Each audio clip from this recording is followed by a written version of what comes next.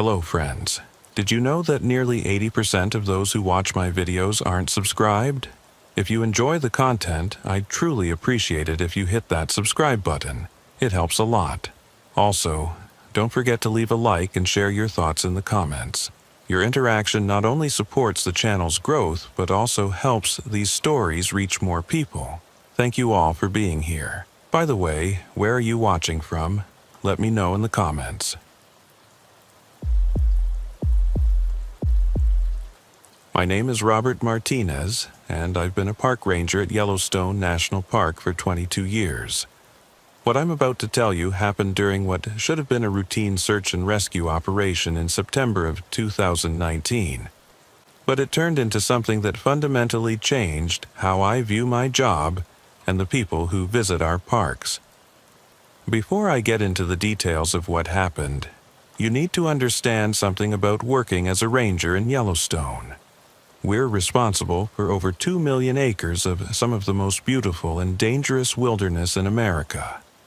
On any given day, we might deal with tourists getting too close to bison, hikers lost in sudden snowstorms, or thermal features that can literally cook you alive if you fall in. Most of the time, the dangers are natural ones that come with the territory when you're dealing with genuine wilderness. I grew up in Wyoming, just outside the park boundaries, so I've been familiar with this landscape my entire life. My father worked construction on some of the park roads back in the 70s, and I spent countless weekends as a kid exploring trails that most visitors never see. When I graduated from the University of Wyoming with a degree in natural resource management, becoming a park ranger felt like the natural next step. In my early years on the job, I handled the usual range of incidents that come with managing one of America's most popular national parks. Lost tourists, minor injuries on hiking trails, the occasional bear encounter that required relocating either the bear or the humans. I thought I'd seen everything the job could throw at me. I was wrong. The Johnson case started on a Tuesday morning in late September. I was at the Mammoth Hot Springs Ranger Station completing paperwork when the call came in around 9:30. Patricia Johnson, calling from Denver, was worried because her husband Michael and their adult son David hadn't returned from a planned 3-day backpacking trip. They'd been due back Monday evening, and Patricia said it wasn't like them to be late without calling. Michael Johnson was 62 years old, a recently retired accountant who'd been visiting Yellowstone with his family for over 15 years. Patricia described him as methodical and cautious, the type of person who planned every detail of a trip and always had backup plans. Their son David was 28, an experienced outdoorsman who worked as a wilderness guide in Colorado during the summer months. These weren't inexperienced tourists who might get lost or make poor decisions in the backcountry. According to Patricia, Michael and David had planned to hike the Thoroughfare Trail, one of the most remote sections of Yellowstone. It's a challenging 43-mile round trip that takes hikers deep into the southeastern corner of the park, following the Yellowstone River through some of the most pristine wilderness in the lower 48 states. The trail passes through prime grizzly habitat and requires crossing several creek beds that can become dangerous during periods of heavy rain or snowmelt. Patricia had their complete itinerary. They'd planned to hike in about 12 miles the first day and camp near the Yellowstone River. The second day, they were going to push deeper into the backcountry, possibly reaching the park boundary near Thoroughfare Creek. The third day would be the hike back out to their vehicle. It was an ambitious trip, but well within the capabilities of 2 experienced hikers. I was assigned to lead the search and rescue operation, along with my partner James Sullivan, another senior ranger with extensive backcountry experience. We also had 2 seasonal employees joining us. William Chen, a recent college graduate who'd been working at Yellowstone all summer, and Thomas Blake, a local guy who'd grown up in the area and knew the terrain as well as anyone. We spent Tuesday afternoon studying topographical maps and weather reports, planning our search strategy. The weather had been relatively stable during the Johnsons' planned hiking dates, with no major storms or unusual conditions that might have forced them to seek shelter or change their route. That was both good and bad news. Good because it meant they probably hadn't been caught in a life-threatening weather event. Bad because it meant their failure to return was likely due to an injury, equipment failure, or something else we couldn't immediately identify. Early Wednesday morning, we loaded our gear and drove to the thoroughfare trailhead. The plan was to follow the Johnsons' intended route, checking all the established camping areas and any places where they might have stopped to rest or take shelter. If we didn't find them by evening, we'd call for additional resources, including a helicopter if weather conditions permitted. The thoroughfare trail starts out relatively easy, following an old wagon road through grasslands and scattered timber. But as you get deeper into the backcountry, the terrain becomes more challenging. The trail crosses numerous creek beds, climbs over ridges, and passes through dense forest where visibility is limited. It's the kind of place where you could easily walk within 50 yards of someone and never see them. We made good time for the first several miles, calling out the Johnsons' names and looking for any signs of their passage. The trail was soft from recent rains, perfect for holding footprints, but we weren't seeing any evidence that anyone had hiked this route in the past week. That was our first indication that something might be seriously wrong. Around midday, we reached the area where the Johnsons had planned to make their first night's camp.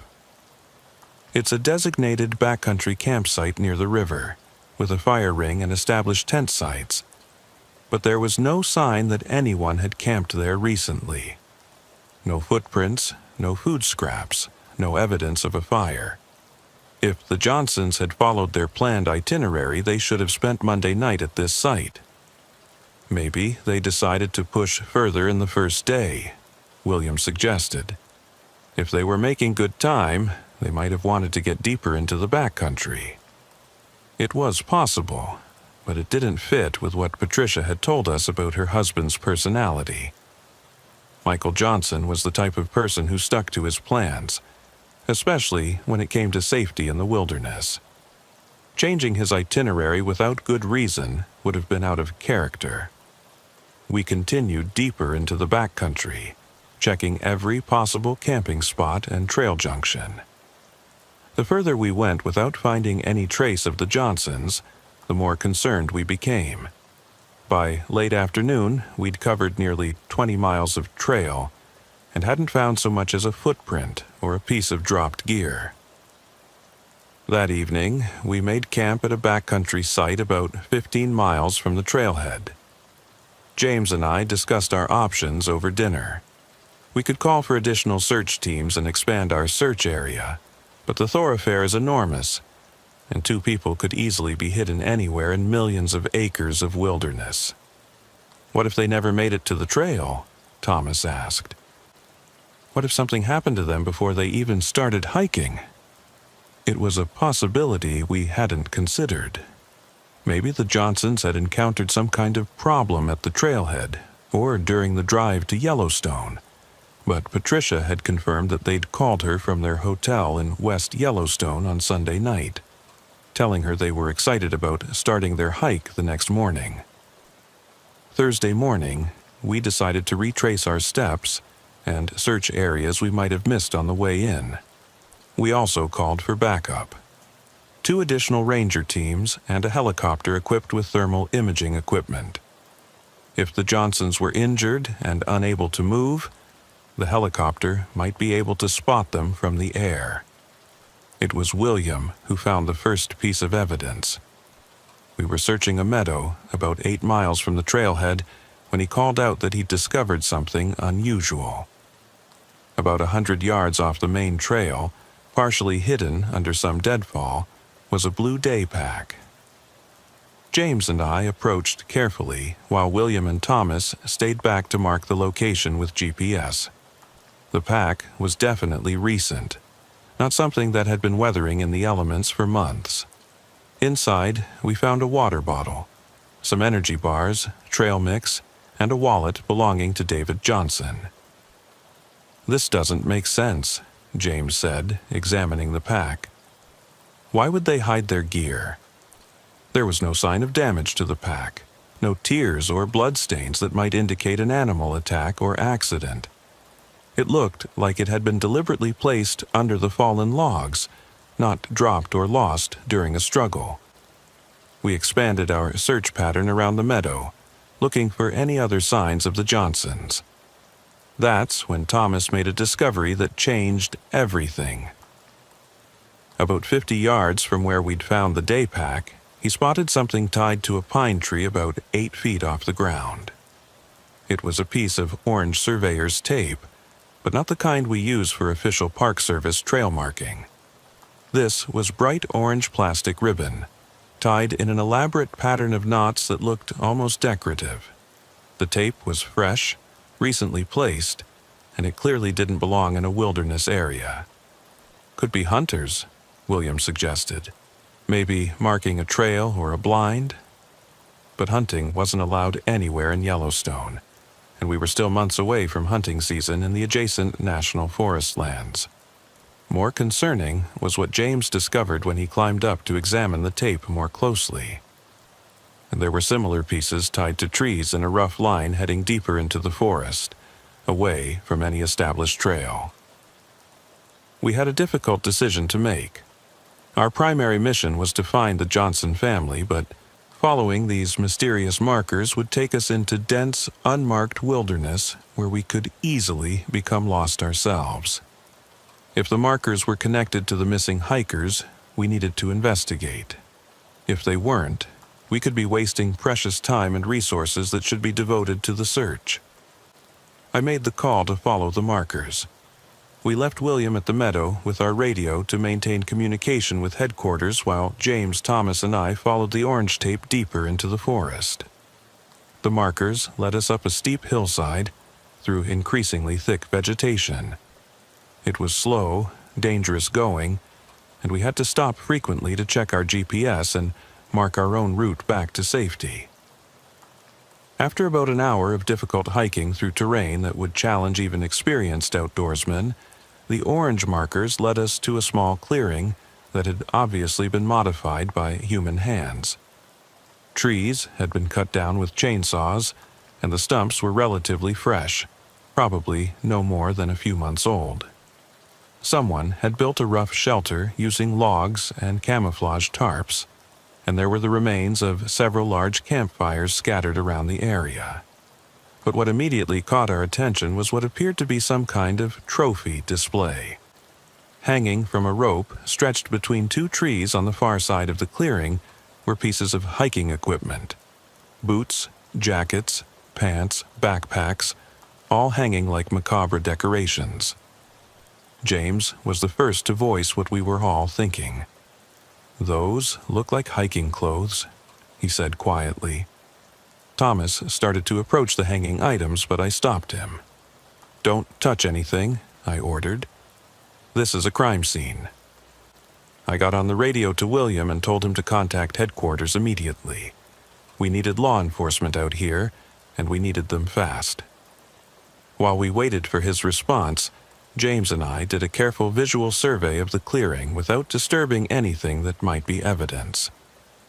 The longer we looked, the more disturbing details we noticed. The shelter wasn't just a rough camping setup thrown together by weekend warriors. It was well constructed and had obviously been used for an extended period. There were food supplies, cooking equipment, sleeping areas, and what looked like a workshop area with various tools and weapons. Near one of the fire pits, Thomas spotted something that made all of our blood run cold. Partially buried in the ash and dirt were what looked like small bones. We hoped they were animal bones, but they were the wrong size and shape to belong to any large game animals native to the area. William's voice crackled over the radio with a response from headquarters. They were sending additional rangers and had contacted the FBI field office in Salt Lake City. A helicopter was being dispatched, but it wouldn't arrive until the following morning due to weather moving into the area. we were told to secure the area and wait for backup, but not to disturb anything that might be evidence. The three of us took turns keeping watch while the others documented everything we could see with cameras and GPS coordinates. As evening approached, we heard something that made our situation infinitely more complicated and dangerous. The sound of multiple people moving through the forest, heading directly toward our location. We couldn't tell how many individuals were approaching, but they were making no effort to move quietly. Branches were snapping, and we could hear voices, though we couldn't make out what they were saying. The voices were getting closer, and they seemed to be coming from the same direction we'd used to reach the clearing. If these were the people responsible for whatever had happened to the Johnson family, we were potentially walking into a confrontation with killers who had nothing left to lose. I made a quick, tactical decision. We couldn't defend this position if whoever was coming meant us harm, and we couldn't abandon what was clearly a major crime scene. James and Thomas positioned themselves on either side of the clearing where they had clear sight lines and good cover, while I hid behind the makeshift shelter where I could observe whoever entered the clearing. The voices got closer, and finally, two men emerged from the tree line. They were both in their 40s, wearing military-style camouflage clothing, and carrying what appeared to be assault rifles. One was tall and thin, with a scraggly gray beard, while the other was shorter and heavyset with multiple tattoos visible on his arms. They stopped when they saw us and seemed surprised, but not particularly alarmed. Their reaction told me they weren't expecting to find law enforcement in their clearing, but they also weren't panicking or immediately reaching for their weapons. "Well, hello there," the tall one called out in a casual tone. Didn't expect to find park rangers way out here in the middle of nowhere. I stepped out from behind the shelter with my hands visible but ready to reach for my sidearm if necessary. "Good evening," I replied in my most authoritative voice. "I'm Ranger Robert Martinez with the National Park Service. Can I ask what you gentlemen are doing in this area?" The shorter man grinned, showing several missing teeth. "Just camping, officer. This is public land, isn't it? Last time I checked, Americans still had the right to camp on public land." "Actually, you're in Yellowstone National Park," James said, emerging from his position with his hand resting on his weapon. "Backcountry camping requires permits, and this area isn't designated for camping. More importantly, we're investigating the disappearance of two hikers, and this appears to be a crime scene." The two men exchanged a look that I definitely didn't like. The tall one slowly set down his pack, but his movements were controlled and deliberate, like someone who was assessing the tactical situation. "We didn't know anything about missing hikers," the tall man said. "We've been out here for several days, just enjoying the wilderness. Haven't seen anyone else." "Can I see some identification?" I asked, following standard law enforcement protocol. "Sure thing, Ranger," the tall man said, but instead of reaching for his wallet, his hand moved towards something else attached to his belt. That's when I noticed the handle of a large hunting knife and what looked like the grip of a concealed pistol. Everything changed very quickly after that moment. I drew my weapon and ordered both men to put their hands where I could see them. The tall man hesitated for several seconds, and I could see him calculating whether he could reach his weapon before I could react. But Thomas, who had quietly circled around behind them during our conversation, made his presence known by stepping on a branch. Realizing they were surrounded and outgunned by federal law enforcement officers, both men slowly raised their hands. We zip-tied them with plastic restraints from our emergency kit and carefully searched their backpacks and equipment. What we found confirmed our worst fears about what had happened to the Johnson family. The packs contained additional pieces of hiking gear, including items that exactly matched the descriptions Patricia Johnson had given us of her husband and son's equipment. There were also several driver's licenses and credit cards belonging to different people, none of them the two men we'd just arrested. But the most damning evidence was a digital camera containing hundreds of photographs. When James scrolled through the images, his face went white. "We need to get these guys out of here right now," he said grimly. "And we need a full forensics team and the FBI." I didn't look at the camera myself until much later, after everything was over and the suspects were in custody. I wish I never had. The images showed things that no human being should ever have to see. Evidence of torture, murder, and disposal of bodies that included not just the Johnson family but several other victims we hadn't even known were missing. The helicopter arrived the next morning with FBI agents and a team of forensic specialists. Over the following weeks, they conducted the most extensive criminal investigation in Yellowstone's history. What they discovered was evidence of a killing spree that had been going on for over 3 years. The two men we'd arrested were Charles Mason and Anthony Clark, both with extensive criminal records, including previous convictions for assault and weapons violations. But they weren't just random criminals who had decided to start killing people in national parks. They were part of a larger, more organized operation. The investigation revealed that Mason and Clark were working with a network of at least 6 other individuals who had been systematically targeting experienced hikers and backpackers in remote wilderness areas across the western United States. They had operations in multiple national parks and national forests, taking advantage of the vast, isolated terrain to waylay victims who were unlikely to be discovered quickly. Their method was sophisticated and terrifying in its efficiency. They would identify potential victims by monitoring trail registers, camping permits, and social media posts about planned backcountry trips. Then they would position themselves along known hiking routes and follow their targets into remote areas where they could attack without witnesses.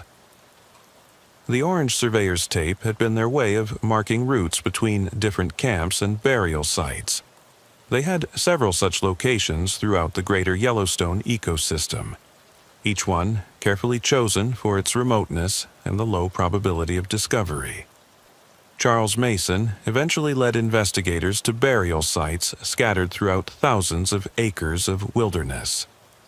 In total, they found evidence of at least 15 different victims, including families with children, solo hikers, and groups of friends who had simply wanted to experience the beauty of America's national parks.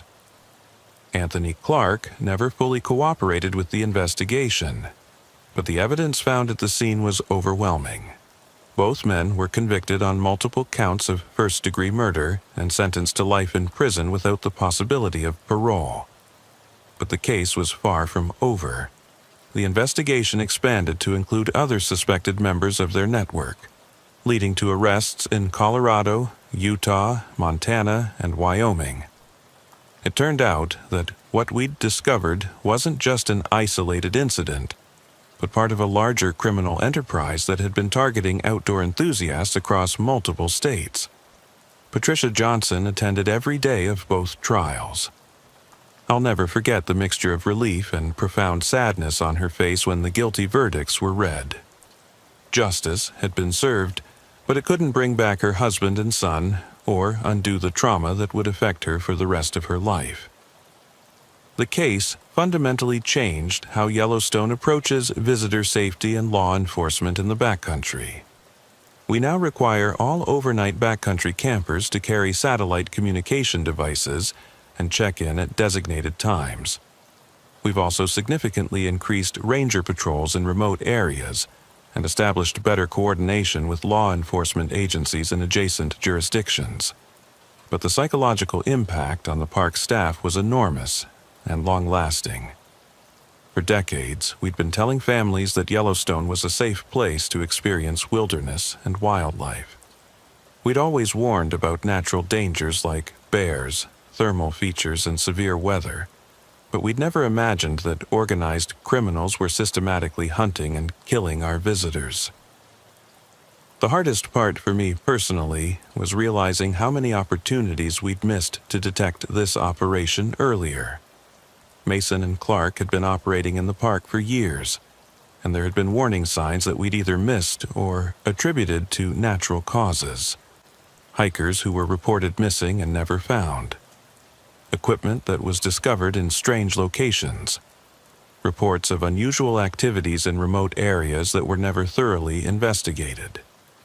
I've spent countless hours wondering how many lives could have been saved if we'd been more suspicious, more thorough in our investigations, more willing to consider that some disappearances might be the result of foul play rather than accidents. The case also made me realize how vulnerable people become when they venture into truly remote wilderness areas. The Johnson family had done everything right according to all our safety guidelines. They'd filed a detailed itinerary, carried proper equipment, and had extensive wilderness experience. But none of that protected them from predators who were specifically targeting people exactly like them. I still work as a park ranger at Yellowstone, but my approach to the job has changed completely. I'm much more suspicious of people I encounter in remote areas, especially those who seem to be overly interested in the activities of other visitors. I pay closer attention to reports of unusual activities, and I've become an advocate for more aggressive law enforcement presence in backcountry areas. The wilderness will always have natural dangers that we can't completely control. Grizzly bears, extreme weather, difficult terrain, and geological hazards are simply part of the experience when you venture into truly wild places. But the realization that human predators were using our parks as hunting grounds was something none of us had adequately prepared for. What bothers me most is the knowledge that Mason and Clark could have continued their killing spree for years, or even decades, if we hadn't stumbled onto their operation when we did. They were careful, methodical, and they understood how to use the vastness and isolation of wilderness areas to hide their crimes. The families of the victims have filed multiple lawsuits against the National Park Service, claiming that we should have done more to protect visitors and detect the pattern of disappearances sooner. Some of those legal cases are still working their way through the courts, and I understand the anger and frustration behind them. When you visit a national park, you trust that we're doing everything possible to keep you safe. You assume that the greatest dangers come from natural causes, not from fellow human beings who have decided to use our public lands as their personal killing grounds. The Mason-Clark case led to significant changes in how law enforcement agencies across the country share information about missing persons in wilderness areas. There's now a national database that specifically tracks disappearances in parks and forests, looking for patterns that might indicate criminal activity rather than accidents or natural causes. We've also dramatically improved our training for recognizing signs that a disappearance might be the result of foul play. Rangers now know to look for specific indicators that might suggest a crime scene has been staged to look like an accident or natural disaster.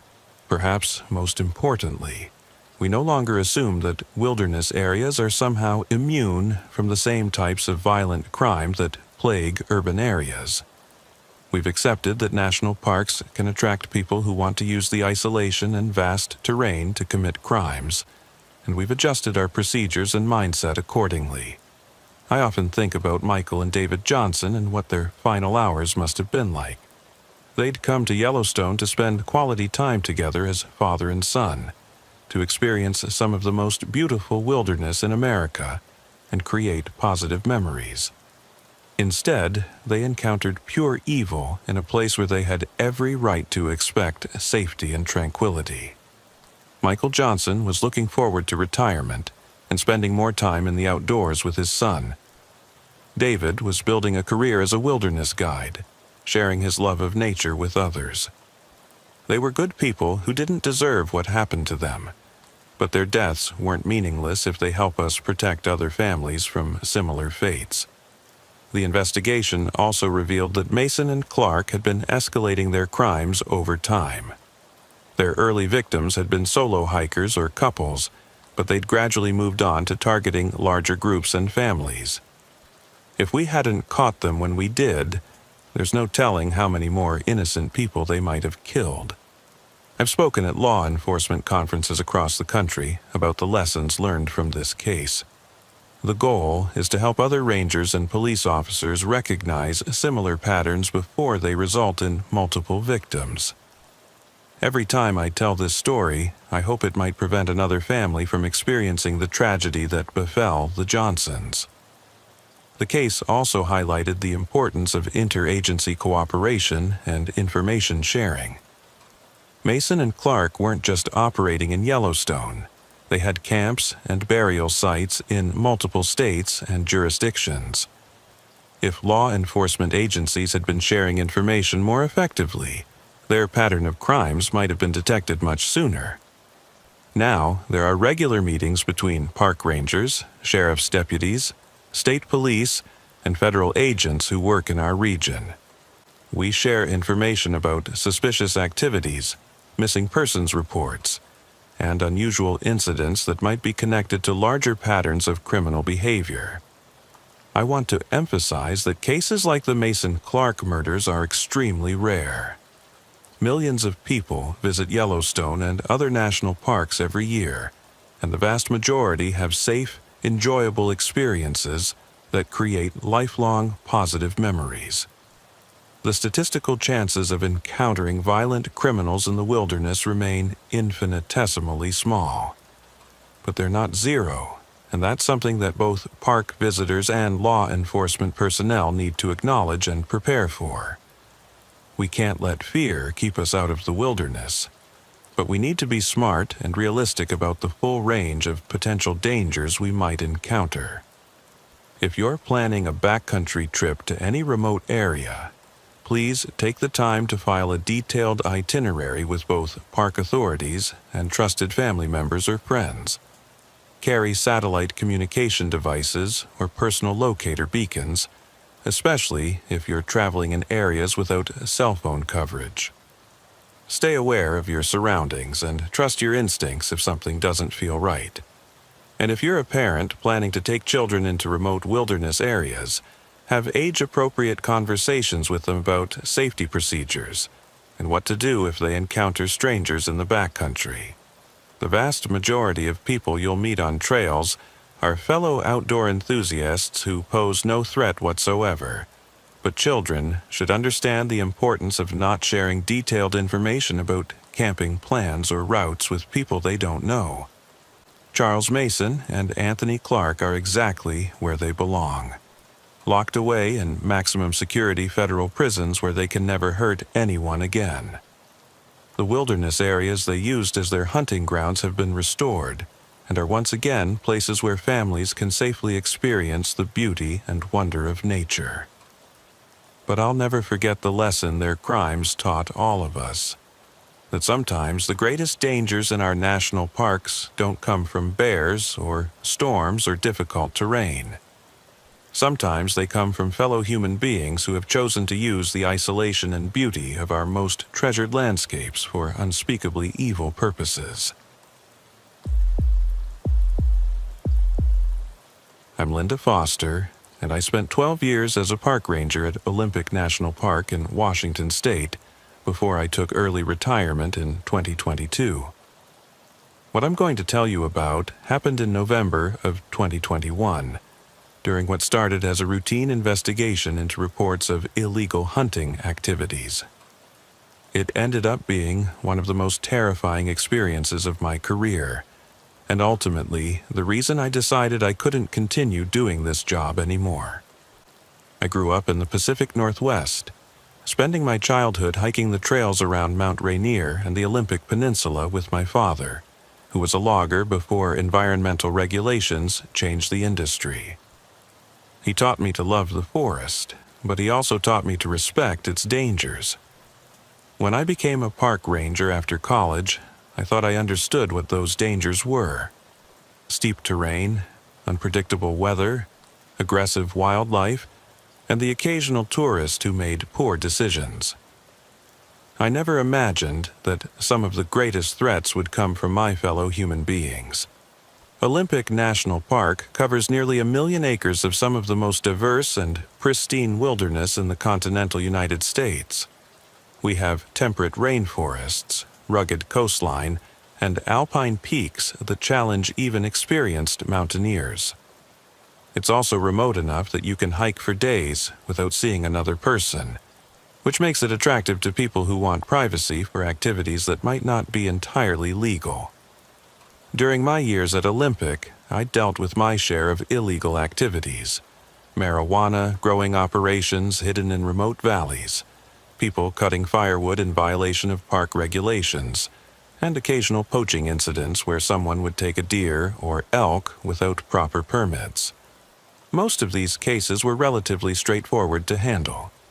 You'd find the perpetrators, explain the law, issue citations, and that would be the end of it. But the case that ended my career was different from anything I'd encountered before.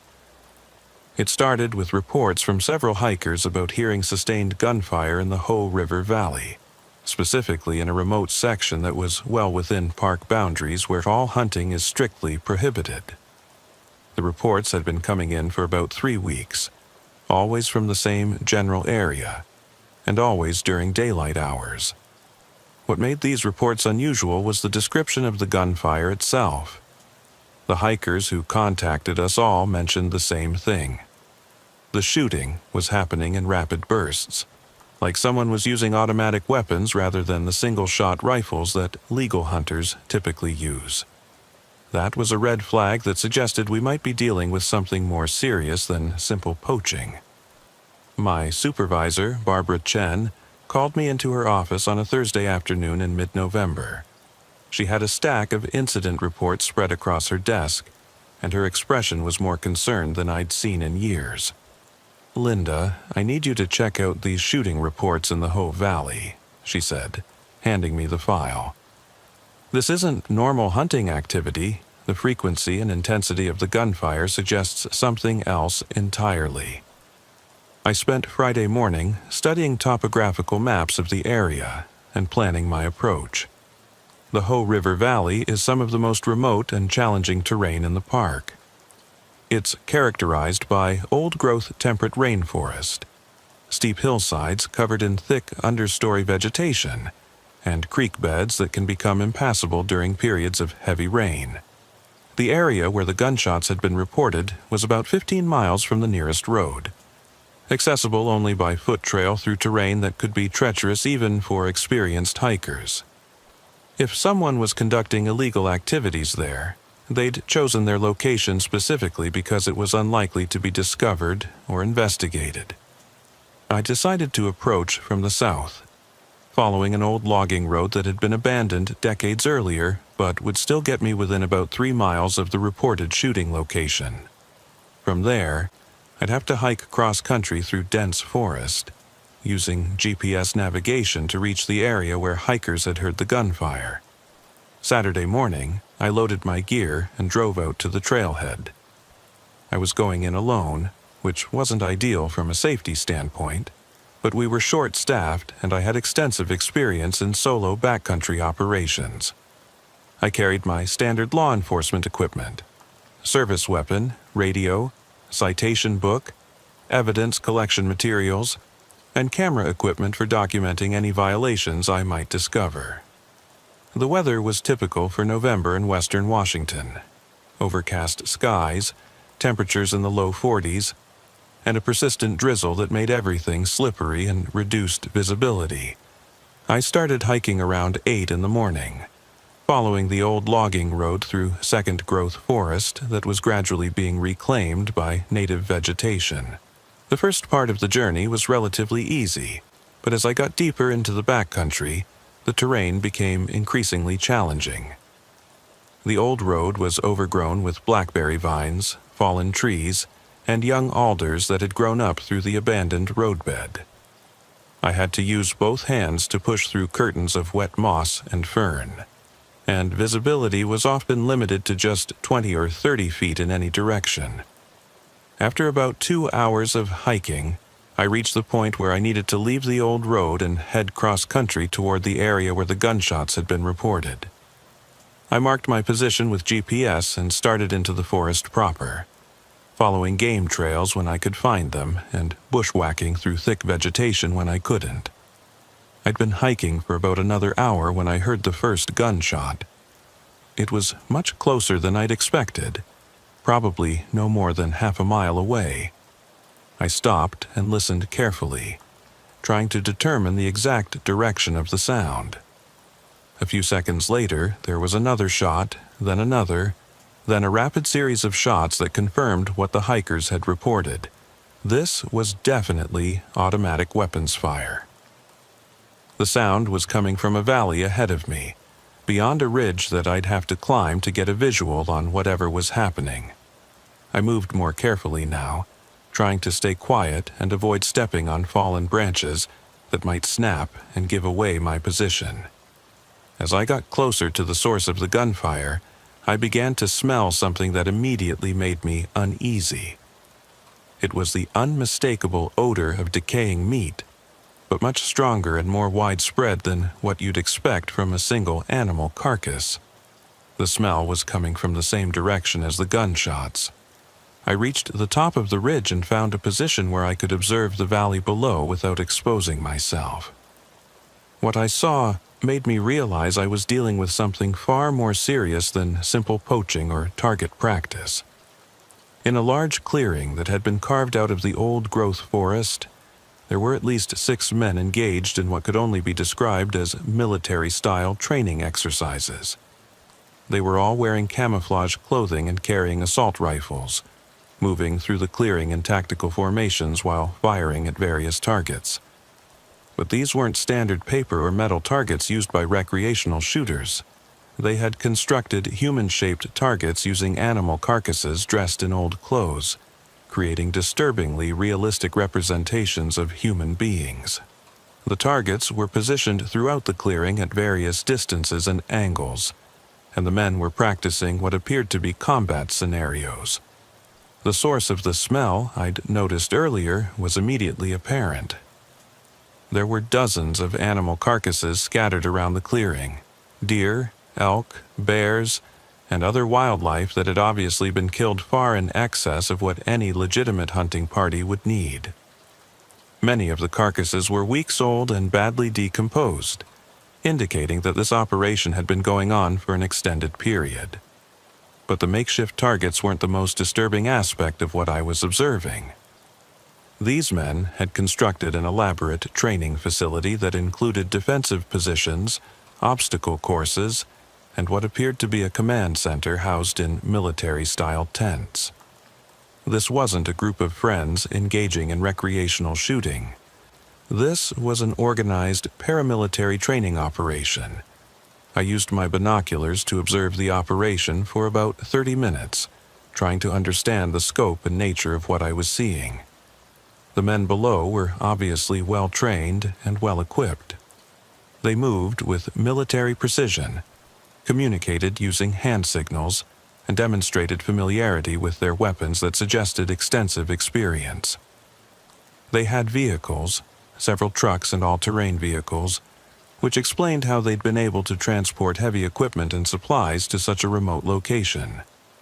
They'd also modified the landscape in ways that would be virtually invisible from any established trail, creating roads and clearings that could only be detected from directly overhead.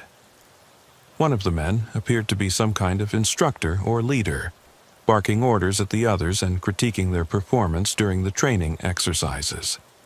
I heard him use military terminology and references to specific combat situations that suggested these weren't just weekend warriors playing soldier. "Williams, your sector coverage is inadequate," he shouted at one of the trainees. "In a real engagement, that kind of positioning would get your entire squad killed." The man he was addressing, a thin guy wearing glasses under his camouflage cap, nodded and adjusted his position.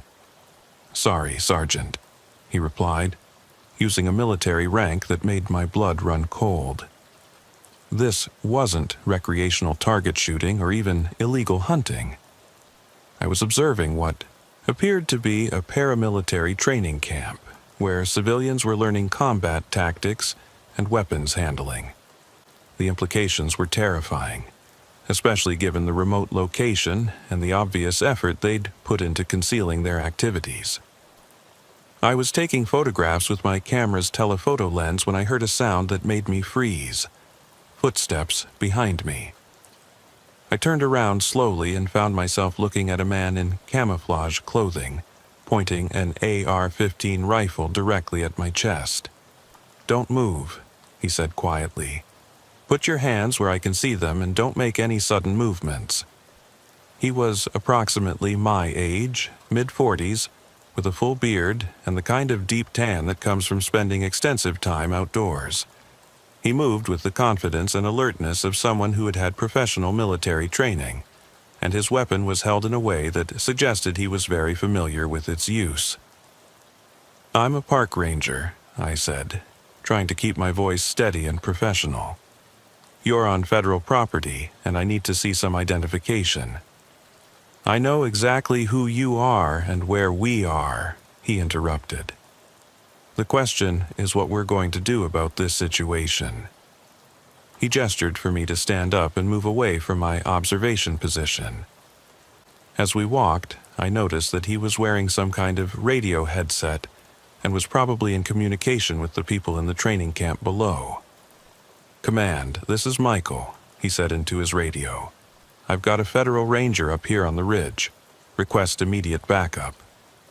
Within about 15 minutes, I was surrounded by 4 additional men, all armed and all wearing the same type of military-style equipment. One was a woman in her 30s who carried herself with obvious military bearing, and another was an older man who appeared to be some kind of leader based on how the others deferred to him. "What's your name, Ranger?" the older man asked in a tone that was superficially polite but carried an underlying threat. "Linda Foster," I replied. "And you're all under arrest for illegal weapons violations, destruction of federal property, and conducting unauthorized activities in a national park."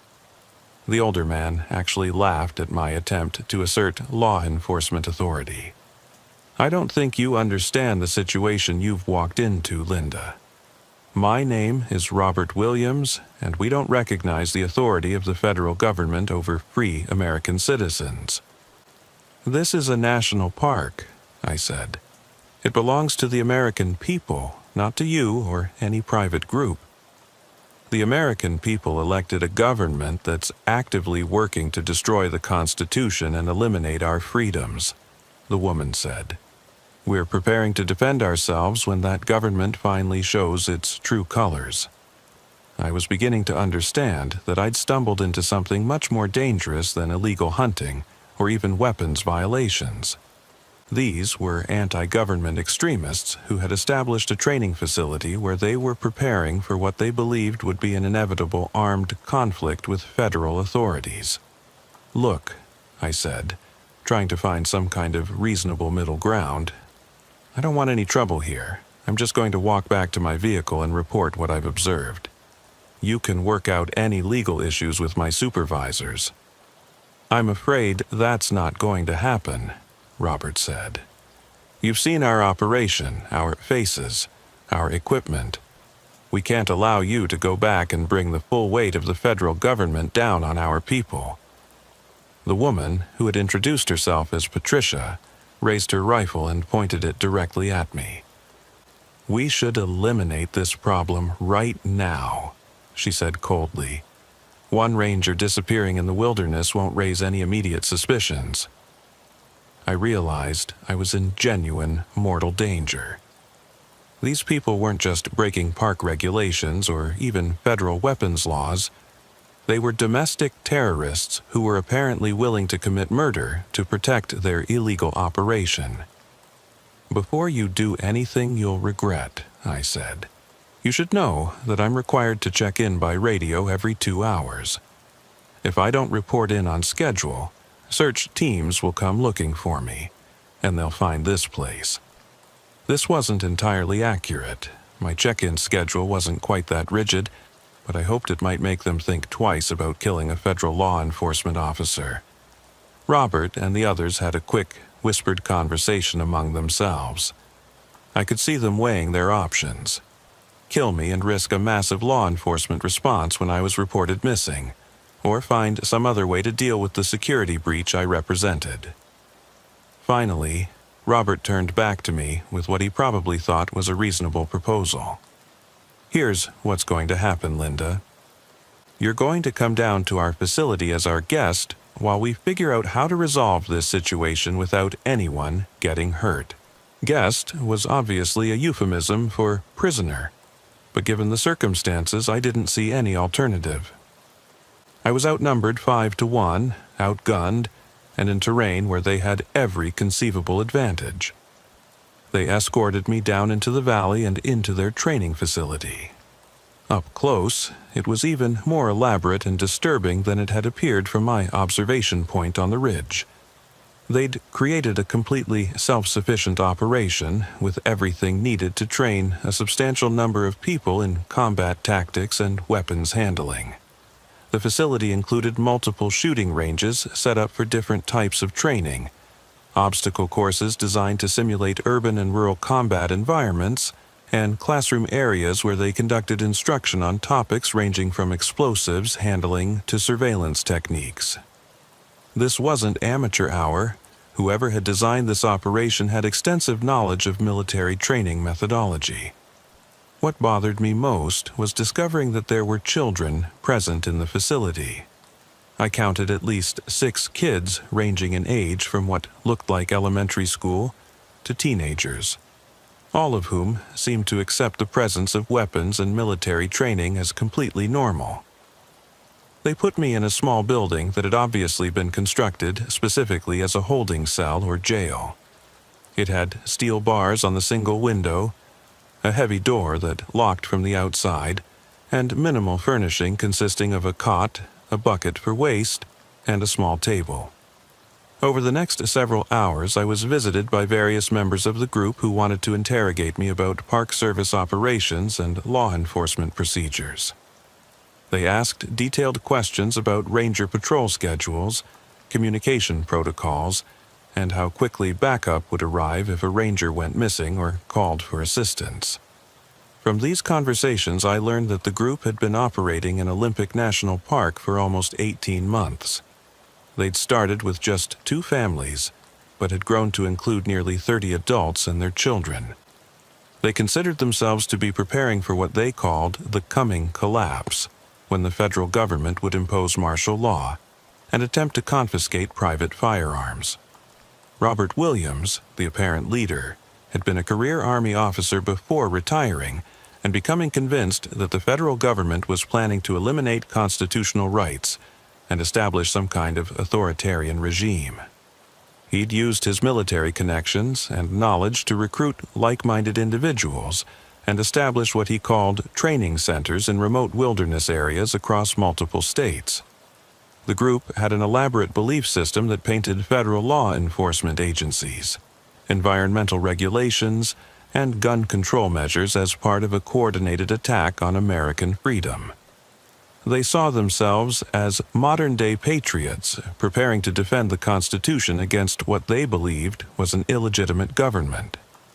On my second day as their prisoner, Robert came to my cell for what he described as a frank discussion about our mutual situation. "Linda," he said, "my people are concerned about the security risk you represent. Some of them think we should eliminate you permanently to protect our families and our mission." "I'm just a park ranger doing my job," I replied. "If you release me, I'll recommend that the Park Service work with you to find some kind of legal resolution to this situation." "We both know that's not going to happen," he said. "The federal government doesn't negotiate with groups like ours. They'll send in tactical teams and try to destroy everything we've built here." He was probably right about that. An armed paramilitary group operating illegally in a national park was exactly the kind of situation that would result in a major federal law enforcement response involving multiple agencies. "However," he continued, I think there might be a solution that works for everyone. What if you simply disappeared, not killed, just vanished? Hiking accidents happen all the time in remote wilderness areas. I understood what he was proposing. Cooperate with faking my own death to cover up their operation, or be killed for real to eliminate the security threat I represented. I need time to think about your proposal, I said, stalling for time while I tried to figure out if there was any way to escape or signal for help. You have until tomorrow morning to decide, he replied. That night, I lay awake trying to develop an escape plan. The cell was solidly constructed and constantly guarded, but I noticed that the guards changed shifts at regular intervals. During the shift changes, there were brief periods when the area around my building was less closely monitored. I also realized that my failure to check in would eventually trigger search procedures.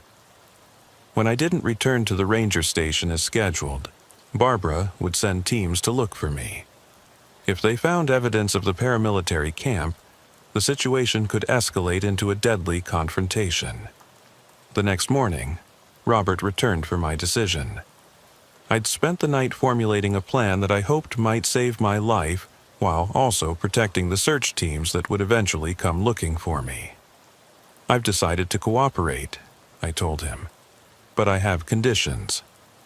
You're not exactly in a position to make demands, he replied. Actually, I am, I said. If you kill me outright, you'll have a murder investigation on your hands. If I simply disappear without a trace, you'll have search teams scouring this area for weeks. But if I help you stage my disappearance convincingly, I can direct the search efforts away from your facility. Robert looked interested despite himself. What exactly are you proposing? I'll help you create a credible accident scene that will make my disappearance look like a hiking mishap, I said. Something that will focus the search efforts on areas far from your training camp. And in return, you allow me to send a message to my family letting them know I'm alive, without revealing my location or what's happening here. And you guarantee that no children will be harmed if law enforcement does eventually discover this place. Robert thought about my proposal for a long time. I could see him weighing the risks and benefits of different approaches to dealing with me. All right, he finally said. We'll try it your way. But if you betray us or try to escape, my people won't hesitate to kill you and anyone who comes looking for you. What happened over the next few days was the most surreal experience of my entire life. I found myself helping a group of domestic terrorists stage my own disappearance to cover up their illegal operation.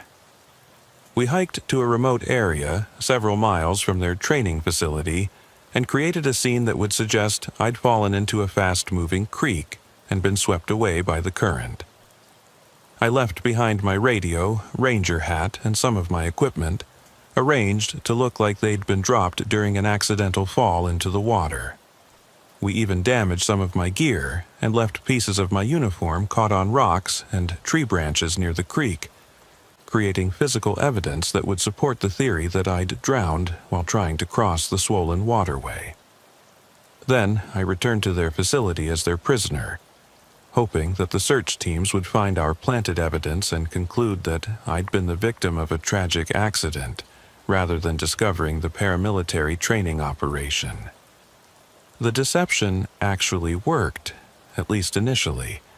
When I failed to check in as scheduled, search teams focused their efforts on the area where we'd staged my accident. They found the evidence we'd planted and concluded that I'd probably drowned while attempting to cross the creek during a period of high water. But Robert had underestimated the determination and resources that would be brought to bear in searching for a missing federal law enforcement officer.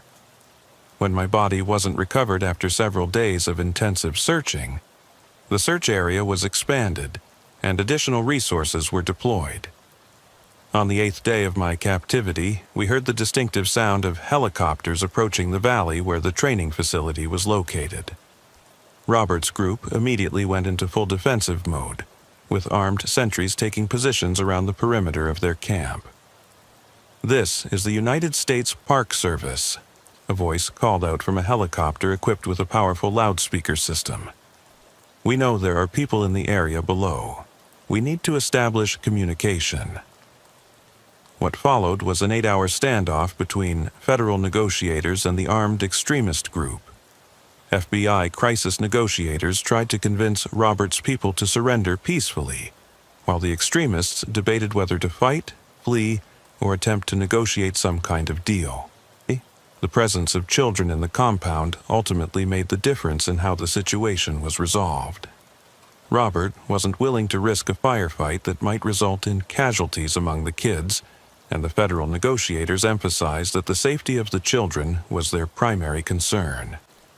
After hours of tense negotiations conducted via radio and loudspeaker, the group agreed to surrender, in exchange for guarantees that the children would be placed with relatives rather than entering the foster care system, that they would be given opportunities to explain their political beliefs during legal proceedings.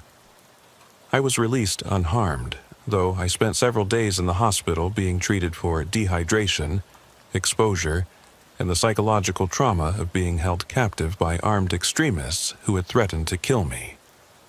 The members of Robert's paramilitary group were arrested on a variety of federal charges, including kidnapping a federal officer, illegal weapons, possession, destruction of federal property, and conspiracy to commit acts of domestic terrorism.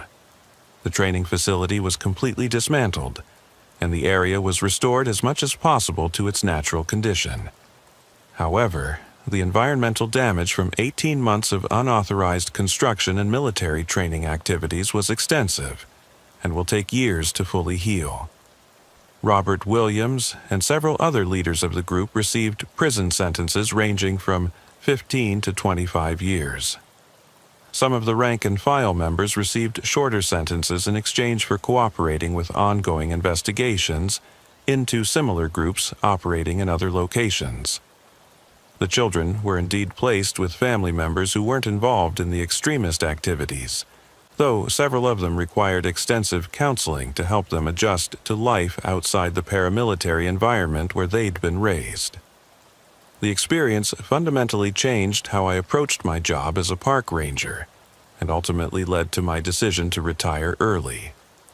I became much more cautious about working alone in remote areas, and I found myself constantly looking over my shoulder and questioning the motives of people I encountered in the backcountry. I also developed a much deeper understanding of how national parks and other remote public lands can become refuges for people who reject the authority of the federal government and want to prepare for armed conflict with law enforcement agencies. What bothered me most about the entire experience was realizing that Robert's training facility could have operated in the park for years without being detected if hikers hadn't reported the unusual gunfire. The facility was expertly camouflaged and located in terrain that was rarely visited by park personnel or the general public. This made me wonder how many other illegal operations might be hidden in the millions of acres of remote public land across the United States. How many other extremist groups might be using our national parks and forests as training grounds for domestic terrorism. The incident also made me think about the broader social and political issues that had driven Robert and his followers to such desperate measures. These weren't inherently evil people. They were families who felt that their country was changing in ways they couldn't accept or understand. But instead of working within the democratic system to address their concerns, they'd chosen to prepare for violent conflict with their own government. Their solution put innocent children at risk, destroyed irreplaceable natural resources, and ultimately accomplished nothing except landing them in federal prison. I don't agree with their political beliefs or their methods, but I can understand the sense of powerlessness and fear that led them to abandon civilization and try to create their own society in the wilderness. The tragedy is that their extremist ideology prevented them from finding constructive ways to address their legitimate concerns about government overreach and threats to constitutional rights. If you're someone who spends time in remote wilderness areas, please be aware that you might encounter people who have chosen to live completely outside the law and who may view any contact with federal authorities as an existential threat to their survival. These individuals are often heavily armed, well-trained, and willing to use violence to protect their illegal activities. If you stumble across suspicious installations or activities in remote areas, don't attempt to investigate on your own. Get to safety and report what you've observed to law enforcement as soon as possible. My name is James Sullivan, and I'm a park ranger at Denali National Park in Alaska. I've been working in law enforcement for 24 years, first as a police officer in Anchorage, then as a park ranger for the past 9 years. I thought I'd seen every type of crime and environmental violation during my law enforcement career, but what happened in August of 2020 introduced me to a form of corporate environmental terrorism that most people never hear about, and that threatens the very survival of our most pristine wilderness areas. Growing up in Alaska, I learned early that the relationship between economic development and environmental protection is often complicated and sometimes violent. My father worked in the oil industry on the North Slope, while my mother was a biology teacher who spent her summers working for the Fish and Wildlife Service. I understood from childhood that Alaska's economy depended on extracting natural resources, but I also learned to love the wilderness and wildlife that made our state unique. When I became a park ranger at Denali, I thought my job would primarily involve protecting visitors from the park's natural dangers: grizzly bears, extreme weather, difficult terrain, and the challenges of surviving in true wilderness. I expected to deal with occasional poaching, incidents, illegal camping, and tourists who made poor decisions about wildlife encounters. What I didn't expect was to uncover a criminal conspiracy involving major corporations that were using our national park as an illegal dumping ground for some of the most toxic substances known to science. It started on a Tuesday morning in late August when my supervisor, Susan Martinez, called me into her office with a deeply concerned expression. She had a folder full of photographs and scientific reports spread across her desk, and I could tell immediately that we were dealing with something serious. "James, we've been getting reports from wildlife biologists about massive fish kills in some of the streams in the eastern section of the park," she said, showing me photographs that were genuinely disturbing. "This isn't just a few dead fish. We're talking about complete ecosystem collapse in multiple waterways."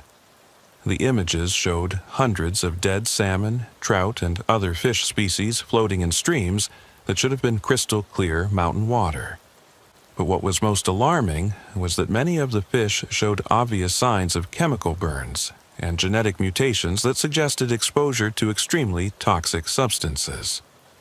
The preliminary water tests are showing elevated levels of mercury, lead, cadmium, and several industrial solvents that shouldn't exist anywhere within 100 miles of the park, Susan continued.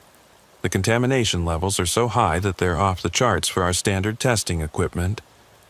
"Could this be natural?" I asked, though I suspected I already knew the answer. "Some kind of geological formation leaching metals into the water?" "That was our first theory," she replied. "But the contamination pattern is too localized and too severe. The chemical signatures match industrial waste products, not natural mineral deposits. Someone has been dumping massive quantities of toxic waste somewhere upstream from these kill zones." She handed me a detailed topographical map with the affected watersheds marked in red. The contamination seemed to be centered around a remote valley system about 20 miles from the nearest road, in an area that saw virtually no visitors because of the extreme difficulty of accessing it. "I need you to get out there and investigate," Susan said. If someone is illegally dumping industrial waste in Denali, we need to find them and stop them immediately. The environmental damage could spread to other watersheds and affect wildlife throughout the entire region. I spent the rest of Tuesday preparing for what I expected to be a multi-day investigation in extremely remote terrain. I loaded my ATV with water testing equipment, sample collection containers, camera gear, GPS units, and enough food and camping supplies for a week in the field.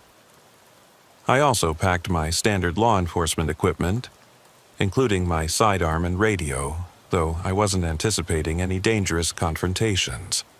Environmental crimes are usually committed by corporate executives in boardrooms, not violent criminals operating in the wilderness. The drive to the eastern section of Denali took nearly 4 hours over increasingly rough dirt roads that eventually deteriorated into little more than game trails. I parked at the end of the last passable road and continued on foot, using topographical maps and GPS to navigate toward the contaminated watershed. The first sign that something was seriously wrong came when I was still about 5 miles from the affected streams. There was a distinct chemical odor in the air, sharp and acrid like industrial cleaning solvents mixed with something organic and rotting. The smell was strong enough to burn my throat and make my eyes water. As I got closer to the contaminated area, I began to notice other disturbing signs of environmental damage. The vegetation along what should have been pristine mountain streams was yellowed and dying. Trees that should have been healthy and green were showing signs of severe stress, with leaves that were brown and falling despite the fact that it was still midsummer. When I finally reached the main stream that had been showing the highest contamination levels, what I saw was like something out of an environmental nightmare. The water was an unnatural reddish-brown color, with an oily film on the surface that created rainbow patterns in the sunlight. The rocks along the stream bank were stained with what looked like rust and chemical residue. There were no signs of any living aquatic life whatsoever. No fish, no insects, no amphibians, nothing that indicated a healthy stream ecosystem. Even the birds and small mammals that would normally be found near water sources were conspicuously absent. I collected water samples at multiple locations and photographed everything I observed. The contamination was far worse than the initial reports had indicated. This wasn't just localized. Pollution. It was complete environmental devastation affecting miles of stream systems. Following the main stream upstream toward its headwaters, I searched for the source of the contamination. The chemical smell got stronger as I hiked higher into the mountains, and the environmental damage became increasingly severe. After about 6 miles of hiking through what had once been pristine wilderness, I found what I was looking for. Hidden in a remote valley that was completely invisible from any established trail or overlook was the largest illegal dumping operation I'd ever encountered. Someone had constructed an elaborate facility for disposing of industrial waste on a massive scale. There were hundreds of steel drums and concrete containers scattered throughout the valley, many of them leaking their contents into drainage channels that led directly into the stream system. But this wasn't just someone dumping a few containers of waste and leaving. This was a major operation involving heavy machinery, trucks, and obviously significant financial investment. They'd built access roads, storage facilities, and what appeared to be some kind of processing equipment for handling different types of toxic materials. I was taking photographs of the illegal dump site when I heard the sound of vehicles approaching. I quickly moved into the tree line and watched as a convoy of trucks entered the valley, pulling trailers loaded with more chemical containers. 4 men in protective suits and respirators got out of the lead truck and began unloading the trailers with the efficiency of people who had done this many times before. They worked systematically, stacking new containers in organized rows and using specialized equipment to puncture holes in older containers to accelerate the drainage process. The fact that they were wearing full protective equipment told me they understood exactly how dangerous the materials they were handling were. They weren't ignorant about the environmental and health risks. They simply didn't care about the consequences of their actions. One of the men, a heavy-set individual who appeared to be supervising the operation, pulled out a clipboard and began checking off items as they were unloaded. The systematic nature of the operation suggested this was a regular, ongoing business rather than a one-time disposal of waste materials. "Make sure those new drums drain into the main channel," the supervisor called out to his workers. "Corporate wants this site cleared out completely before the next shipment arrives." They were deliberately accelerating the contamination process to make room for additional waste. This wasn't just illegal dumping. It was environmental terrorism being carried out on an industrial scale for profit. I used my camera's telephoto lens to photograph the license plates on the trucks and get clear images of the workers' faces when they removed their protective masks. I also took detailed photos of the chemical containers and their labels, which would be crucial evidence for building a criminal case. After about 2 hours, the men finished unloading their cargo and climbed back into their trucks. But before leaving, the supervisor made a phone call that I was able to overhear from my hiding place. "Yeah, it's Thompson," he said loudly enough for me to hear. "We just finished the August delivery to Site 7. The Valley can probably handle 2 more major shipments before we need to relocate the operation." There was a pause while he listened to whoever was on the other end of the call. "I don't care what the contract specifies," he continued. "This location is becoming too contaminated even for our purposes. The entire drainage system is going to be a dead zone within 6 months. We need to find a new dumping site or start reducing the volume of materials." Another pause.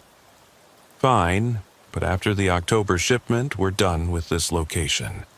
Find somewhere else to dump this stuff because I'm not risking a federal investigation if someone discovers what we've been doing here." He ended the call and said something to his workers that I couldn't hear clearly. Then the convoy drove away, leaving behind the worst environmental crime scene I'd ever witnessed. I waited until I was certain they were gone before approaching the dump site for a closer inspection. What I found was even worse than what I'd observed from a distance. Some of the containers were labeled with the names and logos of major corporations, chemical companies, electronics manufacturers, medical device firms, and pharmaceutical companies. This wasn't just local environmental crime. Companies from across the United States were paying to have their most toxic waste illegally dumped in one of America's most pristine national parks. The scale of the operation suggested that millions of gallons of industrial waste had been disposed of in this single location over a period of years. I collected soil samples from around the most heavily contaminated areas and gathered pieces of the container labels as evidence. The chemical fumes were overwhelming, even with the wind blowing the vapors away from me. After just 30 minutes of working in the contaminated area, I was feeling dizzy and nauseous from the exposure. I needed to get out of the contaminated zone immediately and call for federal law enforcement backup. This was far beyond the scope of what a single park ranger could or should handle alone. I hiked back to where I'd left my ATV and tried to contact headquarters by radio, but I was too far from any relay stations for reliable communication. I'd have to drive back toward civilization before I could report what I'd discovered. The drive back seemed to take forever. I kept thinking about the scale of environmental destruction I'd witnessed and trying to understand how an operation like that could exist without being detected by federal authorities.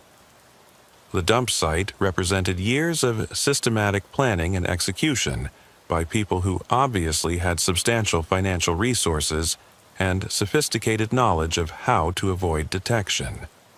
When I finally got within radio range of park headquarters, I contacted Susan immediately. "I need to speak with you privately as soon as possible," I said, "and we need to contact the EPA, FBI, and Department of Justice immediately." "What did you find out there?" she asked. "Susan, this is the largest environmental crime I've ever seen. We're talking about an operation that's destroying entire ecosystems and probably represents violations of dozens of federal environmental laws. We need federal law enforcement and environmental specialists here immediately." There was a long pause before she responded. "Come straight back to headquarters. Don't discuss what you found with anyone else until we can figure out how to handle this properly." When I arrived at the ranger station, Susan was waiting with 3 men I didn't recognize. They introduced themselves as Special Agent Michael Torres from the FBI Environmental Crime Unit, Doctor, William Chen from the EPA Criminal Investigation Division, and Assistant U.S. Attorney David Johnson from the Alaska District. "Ranger Sullivan," Agent Torres said, "we understand you've discovered what appears to be a major illegal dumping operation in the park. We need to see everything you documented and hear a complete account of what you observed." I showed them the photographs and described in detail everything I'd witnessed. Dr. Chen's expression grew more grave with each image I showed him. "This represents one of the worst cases of environmental terrorism I've seen in 20 years with the EPA," he said. "Some of these chemicals are so toxic that even brief exposure can cause permanent organ damage and cancer. The environmental impact will persist for decades, possibly centuries." Agent Torres studied the photos of the workers and vehicles I'd photographed. "We need to identify these individuals immediately and track down the corporations that are paying for this dumping operation. This is organized crime on a massive scale." Over the next week, a joint task force of federal agents, environmental specialists, park rangers, and hazmat teams conducted the most extensive environmental crime investigation in Alaska's history. What they discovered exceeded even my worst fears about the scope of the operation. The illegal dumping had been going on for over 4 years, during which time an estimated 2 million gallons of toxic waste had been disposed of in multiple locations throughout the remote wilderness areas of Denali, cheap alternatives to proper hazardous waste treatment and disposal. Instead of paying the high costs of legitimate waste management, these companies were paying a fraction of the cost to have their most dangerous waste products dumped in national parks and other protected wilderness areas. The man I'd observed supervising the dumping operation was Thomas Richardson, a former environmental engineer who had been fired from his previous job for falsifying safety reports. His partner in the operation was Christopher Davis, who had a long criminal history including previous convictions for environmental crimes in other states. But Richardson and Davis were just the operational leaders. The real targets of the investigation were the corporate executives who had hired them and the organized crime figures who had financed the illegal dumping operation. The FBI's investigation eventually led to criminal charges in 8 different states. Executives from major chemical companies, electronics manufacturers, and pharmaceutical firms were arrested and charged with conspiracy to commit environmental crimes. Several received substantial prison sentences, though in my opinion, the penalties were nowhere near severe enough for the environmental damage they had caused. The cleanup operation took over 3 years and cost more than $80 million in federal funds. Even with that massive investment, Dr. Chen told me that some areas of the park might never fully recover from the contamination. Hundreds of thousands of fish were killed, along with countless other wildlife species that depended on the contaminated water sources. The economic impact on Alaska's fishing industry was estimated at over $200 million, as contamination fears forced the closure of several important salmon runs. But what troubled me most about the entire case was learning how common this type of environmental crime actually is. According to the EPA, illegal dumping of toxic waste in remote public lands costs billions of dollars in environmental damage every year, and represents a growing threat to some of America's most pristine wilderness areas. The Arctic Disposal Solutions case was just one operation in one national park. According to federal investigators, there are probably dozens of similar criminal enterprises operating right now in remote areas across the country, using our public lands as dumping grounds for the most dangerous waste products of industrial society. I remained involved in the investigation and cleanup efforts, but the experience fundamentally changed how I view my responsibilities as a park ranger. I used to think my primary job was protecting wilderness areas from careless visitors and natural disasters. Now, I understand that some of the greatest threats to our parks come from corporate criminals who see public lands as convenient places to hide their most serious crimes. The case also made me angry in a way I'd never experienced during my law enforcement career. Drug dealers and bank robbers are clearly criminals, but these were wealthy, educated corporate executives who knew exactly what they were doing and simply didn't care about the consequences. They were willing to destroy irreplaceable wilderness ecosystems to increase their profit margins by a few percentage points. I now spend a significant portion of my time specifically looking for signs of illegal dumping and other environmental crimes during my regular patrols. Since the Arctic disposal case, I've discovered 3 smaller illegal dumping operations, and each time I feel the same mixture of anger and determination to hold the criminals accountable. But I also feel frustrated and helpless sometimes.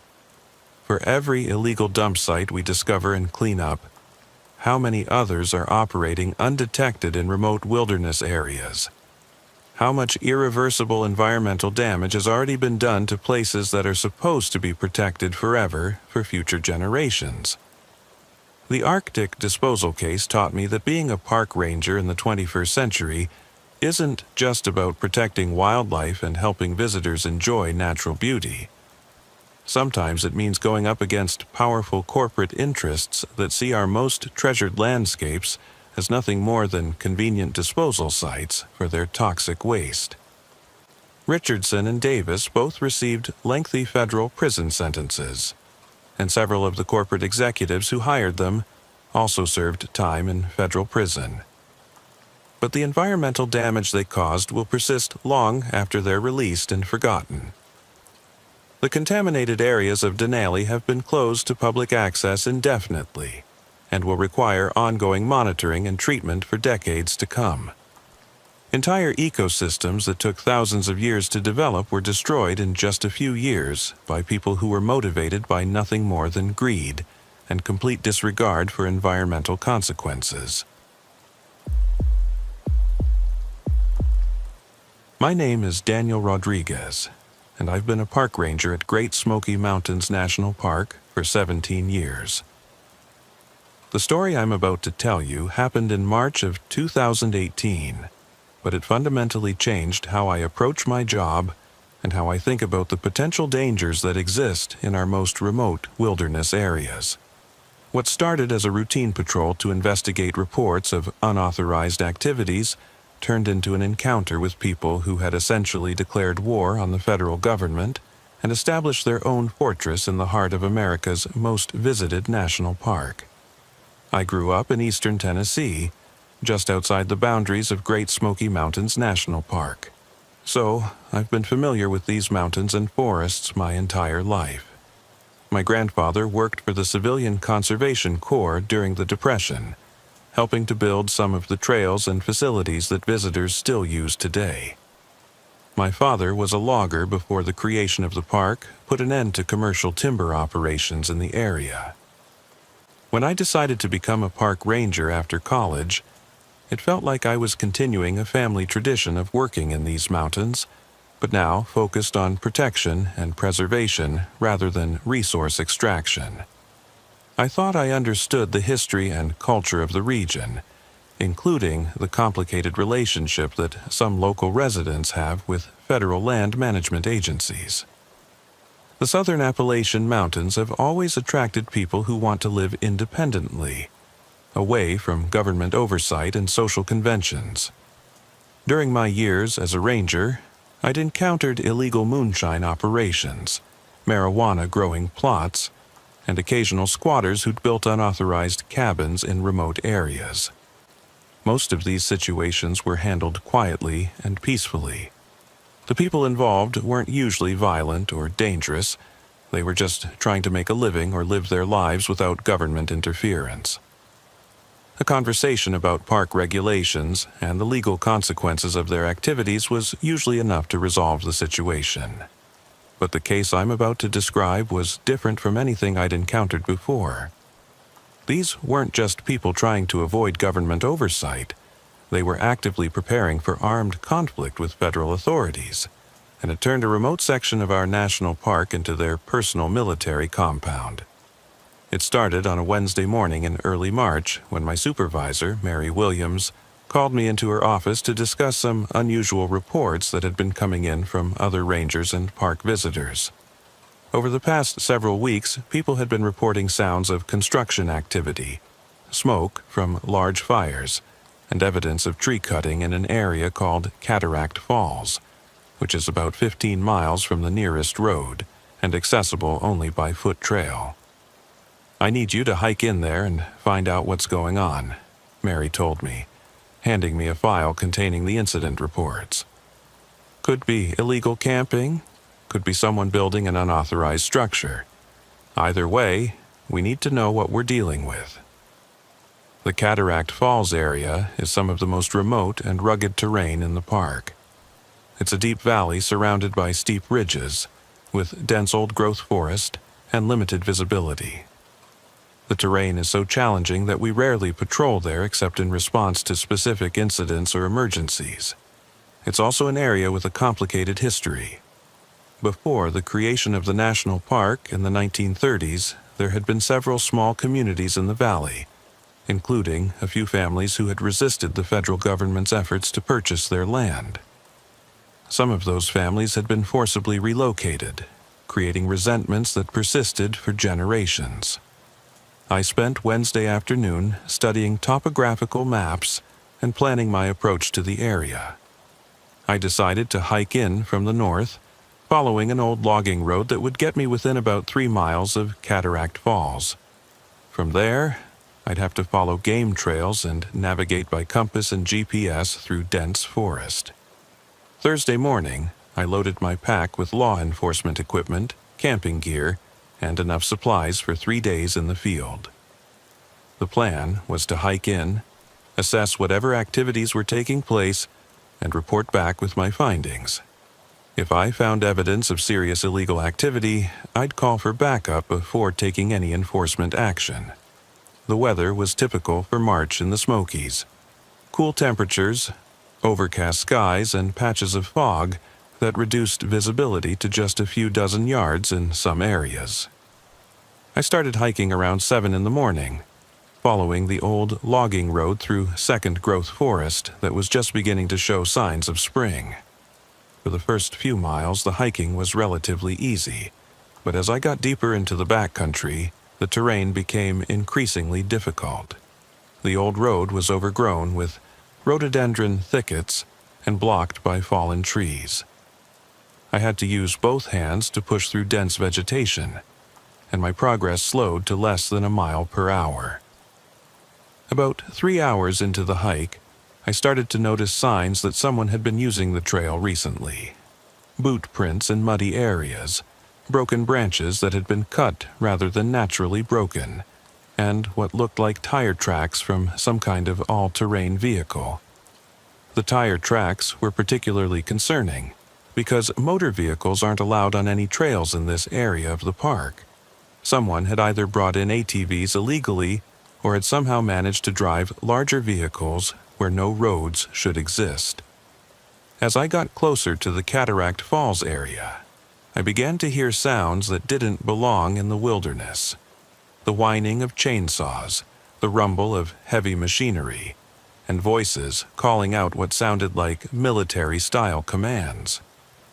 I also started to smell smoke, Not the light smoke from a campfire, but the heavy smoke that comes from burning large quantities of wood and other materials. I left the main trail and climbed to higher ground, hoping to get a view of the valley below before I was spotted by whoever was responsible for the activities I was hearing. What I saw when I reached a good observation point made me realize I was dealing with something far more serious than illegal camping or unauthorized construction. Someone had built what could only be described as a fortified compound in the valley below. There were multiple log buildings, a large cleared area that looked like a military parade ground, and what appeared to be defensive positions and observation posts around the perimeter of the settlement. I counted at least 20 people moving around the compound, all wearing military-style clothing, and many carrying what appeared to be assault rifles. They had several vehicles, trucks, ATVs, and what looked like a military surplus Humvee, which explained the tire tracks I'd seen on the trail. But what really made my blood run cold was the sight of children in the compound. I could see several kids ranging in age from what looked like toddlers to teenagers, playing in a fenced area near one of the buildings. This wasn't just an illegal hunting camp or weapons cache. This was a community of families who had decided to live completely outside the law. Using my binoculars, I observed the compound for about an hour, trying to understand the scope and nature of what I was seeing. The people below were obviously well organized and well equipped. They had solar panels for electricity, gardens for growing food, and storage buildings that probably contained weapons, ammunition, and supplies. They'd also made extensive modifications to the landscape that would be invisible from any established trail. They'd cut down trees to create clear fields of fire around their defensive positions, built roads for their vehicles, and constructed what looked like guard towers on some of the surrounding ridges. This wasn't a group of weekend survivalists playing at being soldiers. These people had invested serious time, money, and effort into creating a permanent, self-sufficient settlement in one of the most remote areas of the park. And they'd done it all without being detected by park authorities. I was taking photographs with a telephoto lens when I heard a sound that made me freeze. Footsteps behind me. I turned around slowly and found myself looking at a man in camouflage clothing, pointing an AR-15 rifle at my chest. "Don't move a muscle," he said quietly. "Put your hands where I can see them and don't try anything stupid." He was about my age, mid-40s, with a graying beard and the kind of weathered appearance that comes from spending a lot of time outdoors. He moved with obvious military training and held his weapon with the confidence of someone who was very familiar with its use. "I'm a park ranger," I said, trying to keep my voice steady and authoritative. "You're on federal property, and I need to see some identification. I know exactly who you are and where we are," he replied. "The question is what we're going to do about this situation." He motioned for me to stand up and move away from my observation position. As we walked, I noticed that he was wearing some kind of radio headset and was communicating with people in the compound below. "Base, this is Michael," he said into his radio. "I've got a federal ranger up here on the North Ridge, requesting immediate backup and instructions." Within about 20 minutes, I was surrounded by 4 additional people, 2 men and 2 women, all armed and all wearing military-style equipment. One of the women appeared to be some kind of medic, based on the medical supplies attached to her gear. The other woman looked like she had military or law enforcement training based on how she carried herself and positioned her weapon. The apparent leader of the group was an older man who introduced himself as Robert Williams. He was probably in his late 50s, with gray hair and the bearing of someone who'd held command positions in the military. "What's your name, Ranger?" he asked in a tone that was superficially polite, but carried an unmistakable undertone of threat. "Daniel Rodriguez," I replied. and you're all under arrest for illegal camping, weapons violations, and destruction of federal property." Robert actually laughed at my attempt to assert law enforcement authority. "I don't think you understand the situation you've walked into, Daniel. We don't recognize the authority of the federal government over free American citizens. This is a national park," I said. "It belongs to the American people, and you're violating dozens of federal laws by being here. The American people elected a government that's systematically destroying the Constitution and preparing to impose tyranny on law-abiding citizens," one of the women said. "We're not going to stand by and let that happen to our families." I was beginning to understand that I'd stumbled into something much more dangerous than simple trespassing or weapons violations. These were anti-government extremists who had established what they considered to be a free territory in the wilderness, and they were apparently prepared to use violence to defend it. "Look," I said, trying to find some kind of middle ground that might diffuse the situation. "I don't want any trouble here. I'm just going to walk back to my vehicle and report what I've observed. You can work out any legal issues with my supervisors and federal authorities." "I'm afraid that's not going to happen," Robert said. "You've seen our community, our defenses, our capabilities. We can't allow you to go back and bring the full weight of the federal government down on our families." One of the men, who hadn't spoken until now, stepped forward with what looked like plastic zip ties in his hands. "We should restrain him and take him down to the compound," he said. "We can figure out what to do with him later." "Wait," I said, realizing that the situation was about to escalate beyond my ability to control it. "Before you do anything you'll regret, you should know that I'm required to check in by radio every few hours. If I don't report in on schedule, search teams will come looking for me, and they'll find this place." This wasn't entirely accurate. My check-in requirements weren't quite that rigid, but I hoped it might make them reconsider taking me prisoner or worse. Robert and the others had a quick, whispered conversation among themselves. I could see them weighing their options. Let me go and risk exposure of their operation, take me prisoner and risk a federal investigation when I was reported missing, or eliminate me permanently and hope my disappearance would be attributed to a hiking accident. "Here's what's going to happen, Daniel," Robert finally said. "You're going to come down to our community as our guest while we figure out how to resolve this situation without anyone getting hurt." Guest was obviously a euphemism for prisoner, but given that I was outnumbered, outgunned, and in terrain where they had every conceivable advantage, I didn't see any alternative to cooperating. They escorted me down into the valley and into their compound. Up close, it was even more impressive and disturbing than it had appeared from the ridge. They'd created a completely self-sufficient community with everything needed to support about 30 adults and their children for extended periods. The compound included multiple residential buildings, workshops, food storage facilities, a medical clinic, and even a school where the children received education that apparently focused heavily on survival skills and anti-government ideology. They had their own water supply, electrical generation, and communication systems.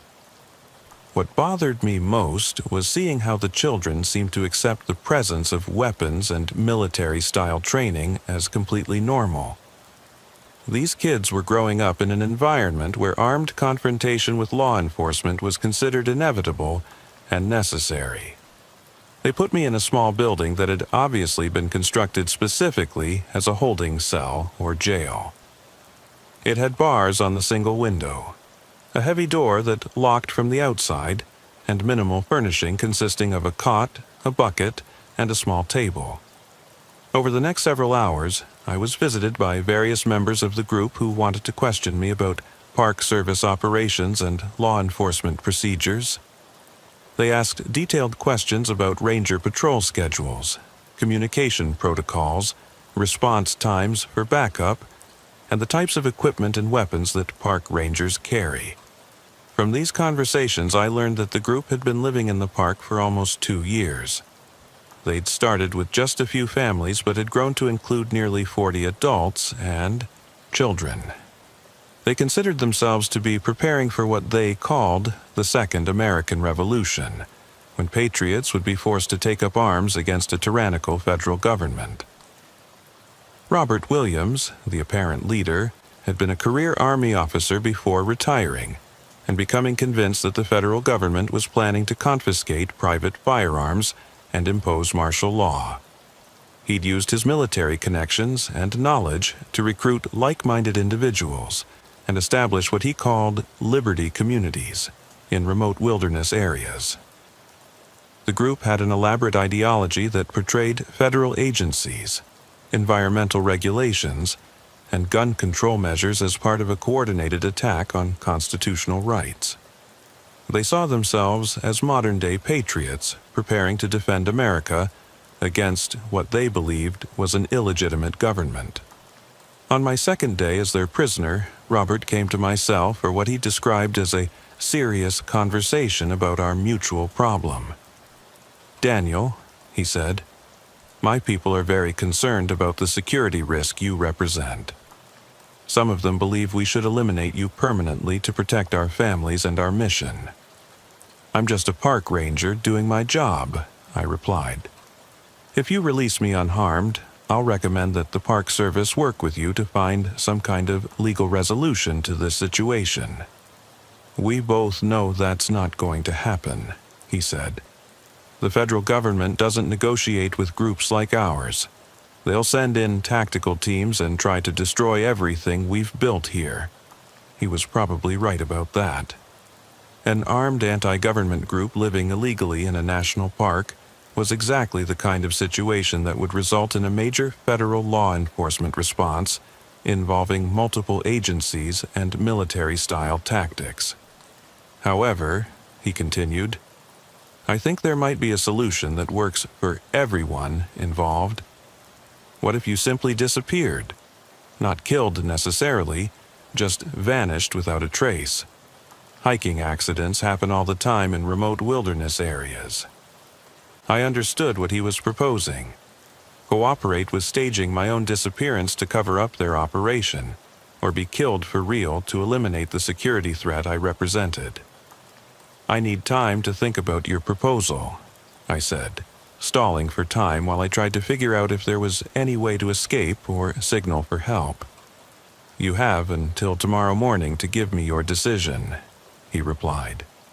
That night, I lay awake, trying to develop some kind of escape plan. The cell was solidly constructed, and there were armed guards outside 24 hours a day. Even if I could somehow get out of the building, I'd have to cross the compound and then navigate miles of wilderness while being pursued by people who knew the terrain much better than I did. But I also knew that my failure to return as scheduled would eventually trigger search procedures. When I didn't check in at park headquarters, Mary would send teams to look for me along my planned route. If they found evidence of the armed compound, the situation could escalate into a deadly confrontation. The next morning, Robert returned for my decision. I'd spent the night formulating a plan that I hoped might save my life, while also protecting the search teams that would eventually come looking for me. "I've decided to cooperate," I told him, "but I have some conditions." "You're not exactly in a position to make demands," he replied. "Actually, I am," I said. "If you kill me outright, you'll have a murder investigation and massive law enforcement response. If I simply disappear without explanation, you'll have search teams scouring this area for weeks. But if I help you stage my disappearance convincingly, I can direct the search efforts away from your compound." Robert looked interested despite his obvious skepticism. "What exactly are you proposing?" "I'll help you create a believable accident scene that will make my disappearance look like a solo hiking mishap," I said. "Something that will focus search efforts on areas far from your community. And in return?" You allow me to contact my family to let them know I'm alive without revealing my location or situation, and you guarantee that none of the children in your community will be harmed if law enforcement does eventually discover this place. Robert thought about my proposal for a long time. I could see him weighing the risks and benefits of different approaches to dealing with me. "All right," he finally said. "We'll try it your way, but if you betray us or attempt to escape, my people won't hesitate to kill you and anyone who comes looking for you." What happened over the next few days was the most surreal experience of my entire life. I found myself helping a group of anti-government extremists stage my own disappearance to cover up their illegal settlement. We hiked to a remote area several miles from their compound and created a scene that would suggest I'd fallen from a cliff while trying to photograph a waterfall. I left behind my radio, ranger hat, and some of my equipment, arranged to look like they'd been dropped during an accidental fall. We even damaged some of my gear and scattered pieces of my uniform on rocks below the cliff, creating physical evidence that would support the theory that I'd fallen to my death in an area where my body might never be recovered. Then, I returned to their compound as their prisoner, hoping that the search teams would find our planted evidence and conclude that I'd been the victim of a tragic accident rather than discovering the armed settlement. The deception worked initially. When I failed to check in as scheduled, search teams focused their efforts on the area where we'd staged my accident. They found the evidence we'd planted and concluded that I'd probably fallen to my death while working alone in a dangerous area. But Robert had underestimated the determination and resources that would be brought to bear in searching for a missing federal law enforcement officer. When my body wasn't recovered after several days of intensive searching, the search area was expanded and additional resources were deployed. On the 7th day of my captivity, we heard the unmistakable sound of helicopters approaching the valley where the compound was located. Robert's group immediately went into full defensive mode, with armed guards taking positions throughout their defensive perimeter. "This is the United States Park Service," a voice called out from a helicopter equipped with a loudspeaker system. "We know there are people in the valley below. We need to establish communication." What followed was a tense 8-hour standoff between federal negotiators and the armed extremist group. FBI crisis negotiators tried to convince Robert's people to surrender peacefully, while the extremists debated whether to fight, attempt to flee, or try to negotiate some kind of deal. The presence of children in the compound ultimately determined how the situation was resolved. Robert wasn't willing to risk a firefight that might result in casualties among the kids, and the federal negotiators made it clear that the safety of the children was their primary concern.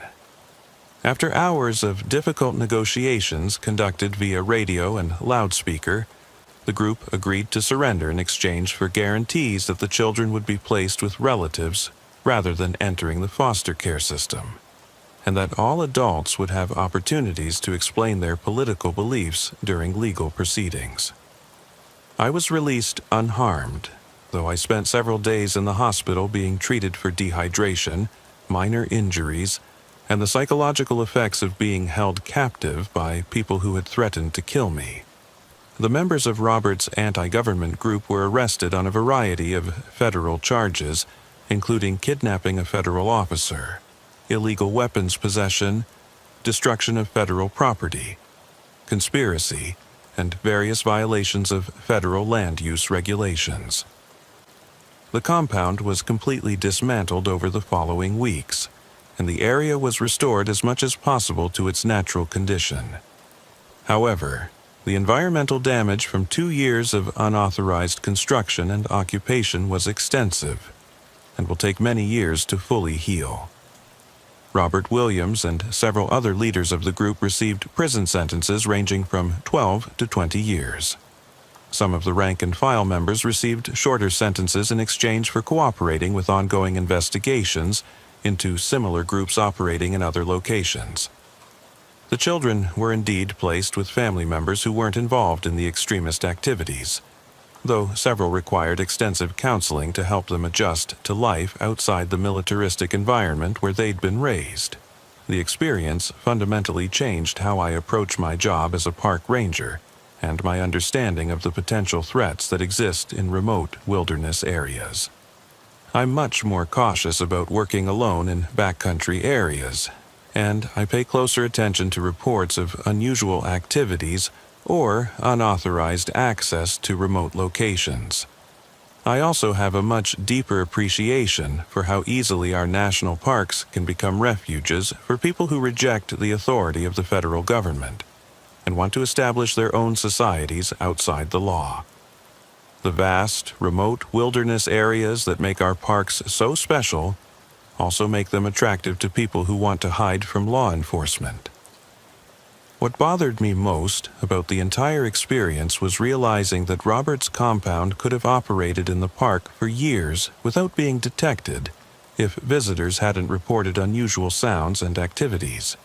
The location was expertly chosen and well concealed, and the group had obviously put considerable thought into avoiding detection. This made me wonder how many other illegal settlements might exist in the millions of acres of remote public land across the United States. How many other extremist groups might be using our national parks and forests as bases for preparing for armed conflict with the government. The incident also made me think about the broader social and political issues that had driven Robert and his followers to such extreme measures. These weren't inherently evil people. They were families who felt that their country was changing in ways they couldn't accept, and who had lost faith in democratic institutions. But instead of working within the system to address their concerns, they'd chosen to abandon society and prepare for violent conflict. Their solution put innocent children at risk, destroyed irreplaceable natural resources, and ultimately accomplished nothing except landing them in federal prison. I don't agree with their political beliefs or their methods, but I can understand the sense of powerlessness and alienation that led them to seek refuge in the wilderness. The tragedy is that their extremist ideology prevented them from finding constructive ways to participate in democratic society. The case also highlighted the challenges that law enforcement faces in dealing with anti-government extremists who are willing to use violence to protect their illegal activities. These aren't ordinary criminals motivated by profit. They're true believers who see any interaction with federal authorities as an existential threat to their survival. If you're someone who spends time in remote wilderness areas, please be aware that you might encounter people who have chosen to live completely outside the law and who may view any contact with outsiders as a security threat. These individuals are often heavily armed, well-trained, and operating under ideologies that justify violence against government representatives. Trust your instincts, avoid confrontation, and report suspicious activities to park authorities as soon as possible. The isolation that makes wilderness areas so appealing for recreational purposes also makes them attractive to people who want to hide illegal activities from law enforcement. My name is Jennifer Walsh, and I've been a park ranger at Glacier National Park in Montana for 13 years. The case I'm about to describe happened in October of 2019, and it's the reason I now carry a satellite communicator on every patrol, even for routine duties. What started as a welfare check on some overdue campers turned into the discovery of a crime scene that fundamentally changed how I think about human nature and the potential for evil that can exist in the most beautiful places on Earth. I grew up in northwestern Montana, so I've been familiar with this landscape my entire life. My father was a hunting guide who taught me to track animals and survive in backcountry conditions. My mother was a nurse who instilled in me a desire to help people. When I became a park ranger after college, I thought I understood what the job would involve: protecting visitors from natural hazards, educating people about wilderness safety, and preserving one of America's most treasured landscapes. Most of the dangers we deal with at Glacier are natural ones.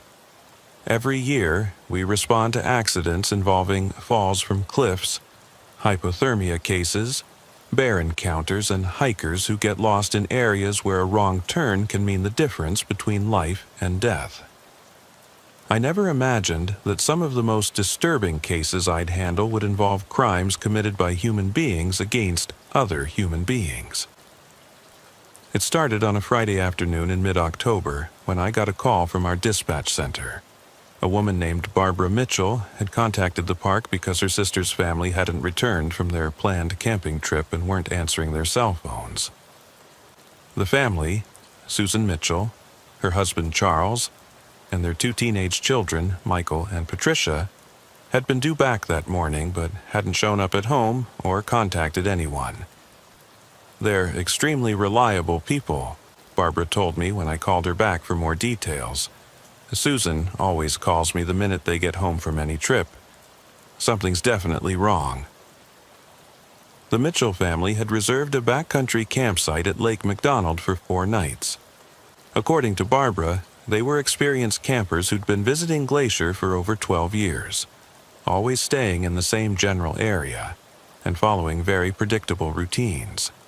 She said they'd never been late returning from a camping trip, not even by a few hours.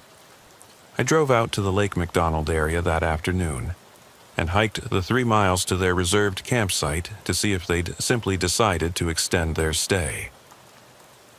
What I found there immediately told me this wasn't a case of campers who'd lost track of time. The campsite looked like it had been abandoned in the middle of normal activities.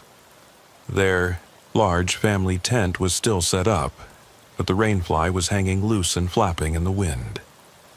Personal belongings were scattered around the site in a way that suggested the family had left suddenly and unexpectedly. There were clothes hanging on a makeshift clothesline, food items left out on their camp table, and camping equipment scattered around the site as if people had just walked away in the middle of daily routines. But what really caught my attention was their vehicle, which was still parked at the trailhead where they'd left it 4 days earlier. I found Charles Mitchell's wallet in their tent, along with Susan's purse and both teenagers' cell phones.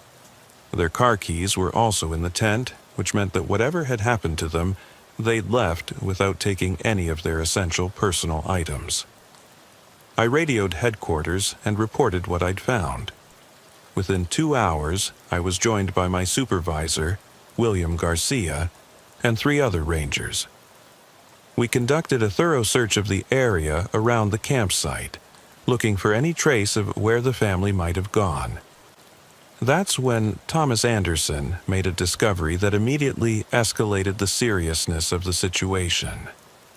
About a 1/4 mile from the campsite, he found a piece of fabric caught on a tree branch.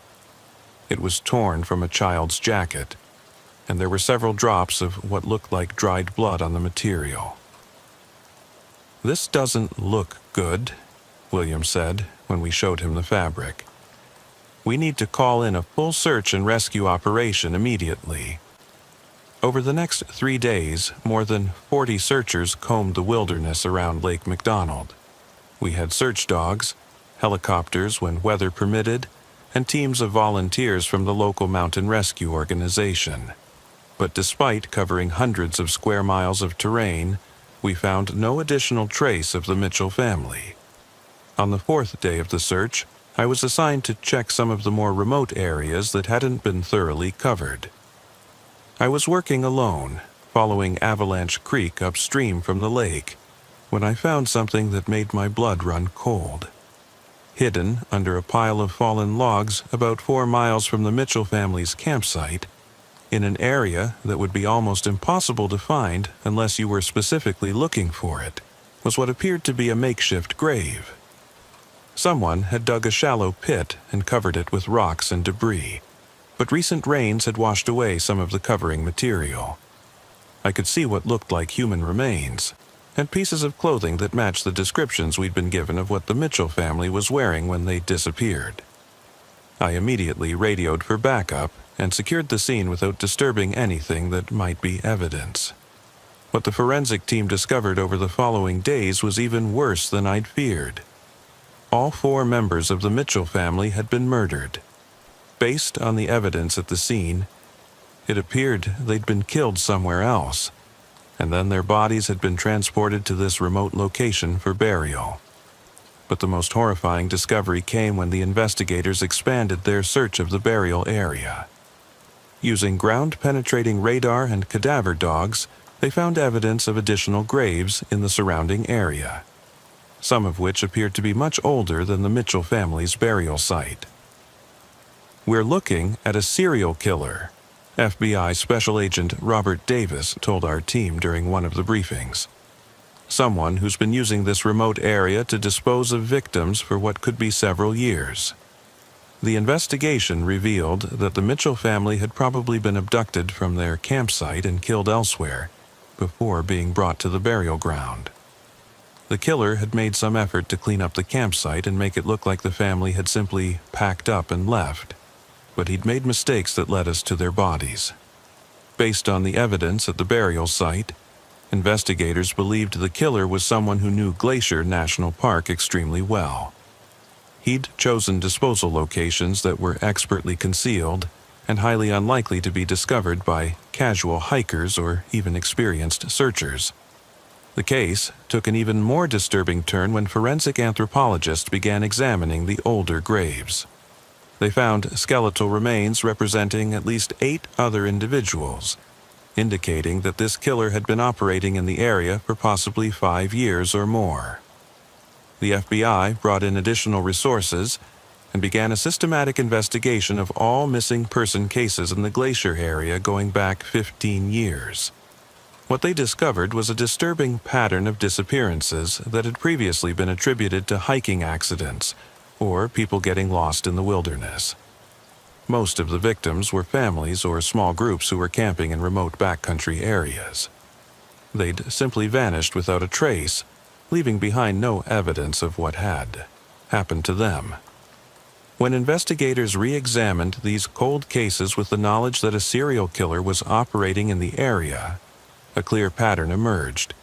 The breakthrough came when investigators discovered that one person had been present in the Glacier area during several of the disappearances. A local hunting and fishing guide named David Johnson, who had permits to operate in the national forest areas adjacent to the park. Johnson was a well-known figure in the local community who had been guiding hunters, fishermen, and wildlife photographers in the greater Glacier ecosystem for over 20 years. He had an excellent reputation, extensive knowledge of the wilderness, and legitimate reasons to be in remote areas where the disappearances had occurred. But when FBI agents began questioning Johnson about his whereabouts during the times of various disappearances, his alibis started to fall apart. He also had access to vehicles and equipment that would have made it possible for him to transport bodies to remote burial sites without being detected. The case against Johnson was built slowly and carefully over several months. Investigators found evidence that he'd been stalking potential victims, learning their camping routines and schedules before striking when they were most isolated and vulnerable. The investigation revealed that Johnson had created an elaborate fantasy about being the ultimate predator in the wilderness. He saw himself as a hunter of human beings, using his extensive knowledge of the backcountry and his reputation as a guide to avoid suspicion while selecting and stalking his victims. Johnson had been particularly attracted to families camping in remote areas because he enjoyed the psychological impact of destroying entire family units. He would observe families for days before attacking, learning their routines and waiting for the perfect opportunity to strike when they were isolated from any potential help. When Johnson was finally arrested at his home near the park boundary, he initially denied any involvement in the disappearances. But when confronted with physical evidence linking him to several of the crime scenes, he eventually confessed to killing the Mitchell family and 9 other groups of campers over a 7-year period. "I wanted to prove that I was the apex predator in these mountains. he told investigators during his confession. I could track anyone, anywhere, and they'd never know I was coming until it was too late. Johnson's trial was held in federal court because the crimes had occurred on federal land. The prosecution presented evidence that he'd murdered a total of 28 people, including several children, in what they described as one of the most extensive serial killing sprees in the history of America's national parks. During the trial, we learned the horrifying details of how Johnson had carried out his crimes. He would follow families into remote camping areas, sometimes for days, studying their routines and waiting for the perfect opportunity to attack. He carried out the murders quickly and efficiently, then transported the bodies to burial sites he'd prepared in advance. Johnson was convicted on multiple counts of first-degree murder and sentenced to death. He's currently on death row at a federal prison, though his appeals are still working their way through the courts. The case had a profound impact on how Glacier National Park approaches visitor safety in backcountry areas. We now require all overnight campers to carry satellite communication devices and check in at designated times. We've also significantly increased ranger patrols in remote areas. But the psychological impact on the park staff was enormous and lasting. For years, we'd been telling families that Glacier was a safe place to experience wilderness and wildlife, while warning them about natural dangers like bears, weather, and difficult terrain. We'd never imagined that someone was systematically hunting and killing our visitors. The hardest part for me personally was thinking about all the times I'd interacted with David Johnson over the years. He'd seemed like a knowledgeable, helpful local guide who genuinely cared about the wilderness and wildlife. I'd recommended his services to visitors and had even participated in search efforts where he'd volunteered his expertise. The case also made me realize how vulnerable people become when they're camping in remote wilderness areas. The Mitchell family had done everything right according to all our safety guidelines. They'd filed proper permits, carried appropriate equipment, stayed in designated camping areas, and had extensive wilderness experience. But none of that protected them from a predator who was specifically targeting people exactly like them. I still work as a park ranger at Glacier, but I approach the job very differently now. I'm much more suspicious of people I encounter in remote areas, especially those who seem overly interested in the activities and plans of other visitors. I pay much closer attention to reports of unusual activities or people behaving strangely in backcountry areas. The case also made me an advocate for requiring satellite communicators for all backcountry camping, not just as conveniences but as critical safety measures. If the Mitchell family had been carrying emergency communication devices, they might have been able to call for help when Johnson first approached their campsite. What bothers me most about the Johnson case is realizing that he could have continued his killing spree for many more years if we hadn't found the Mitchell family's bodies when we did. He was extremely careful and methodical, and he understood how to use the vastness and isolation of wilderness areas to hide his crimes. The families of Johnson's victims have filed lawsuits against the National Park Service, claiming that we should have recognized the pattern of disappearances sooner. When you visit a national park, you trust that we're doing everything possible to keep you safe. The Johnson case taught us that we need to consider threats that we'd previously thought were impossible. The case led to significant changes in how law enforcement agencies share information about missing persons in wilderness areas. There's now a national database that specifically tracks disappearances in parks and forests, with algorithms designed to detect patterns that might indicate criminal activity rather than accidents. We've also dramatically improved our training for recognizing signs that a disappearance might be the result of foul play rather than natural causes. Rangers now know to look for specific indicators that might suggest a crime scene has been staged to look like an accident. I often think about Susan and Charles Mitchell and their children, Michael and Patricia, and what their final hours must have been like. They'd come to Glacier to spend quality time together as a family, to experience some of the most beautiful wilderness in America and create positive memories. Susan Mitchell was a high school English teacher who loved introducing her students to literature about the American West. Charles was a civil engineer who had worked on several major infrastructure projects. Their children were honor students who were active in outdoor clubs and environmental organizations at their schools.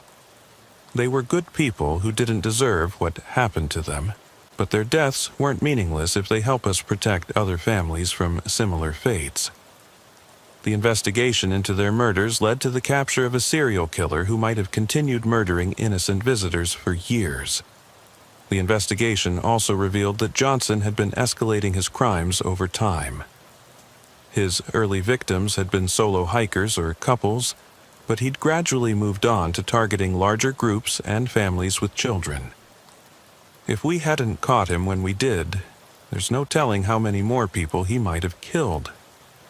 I've spoken at law enforcement conferences about the lessons learned from the Johnson case.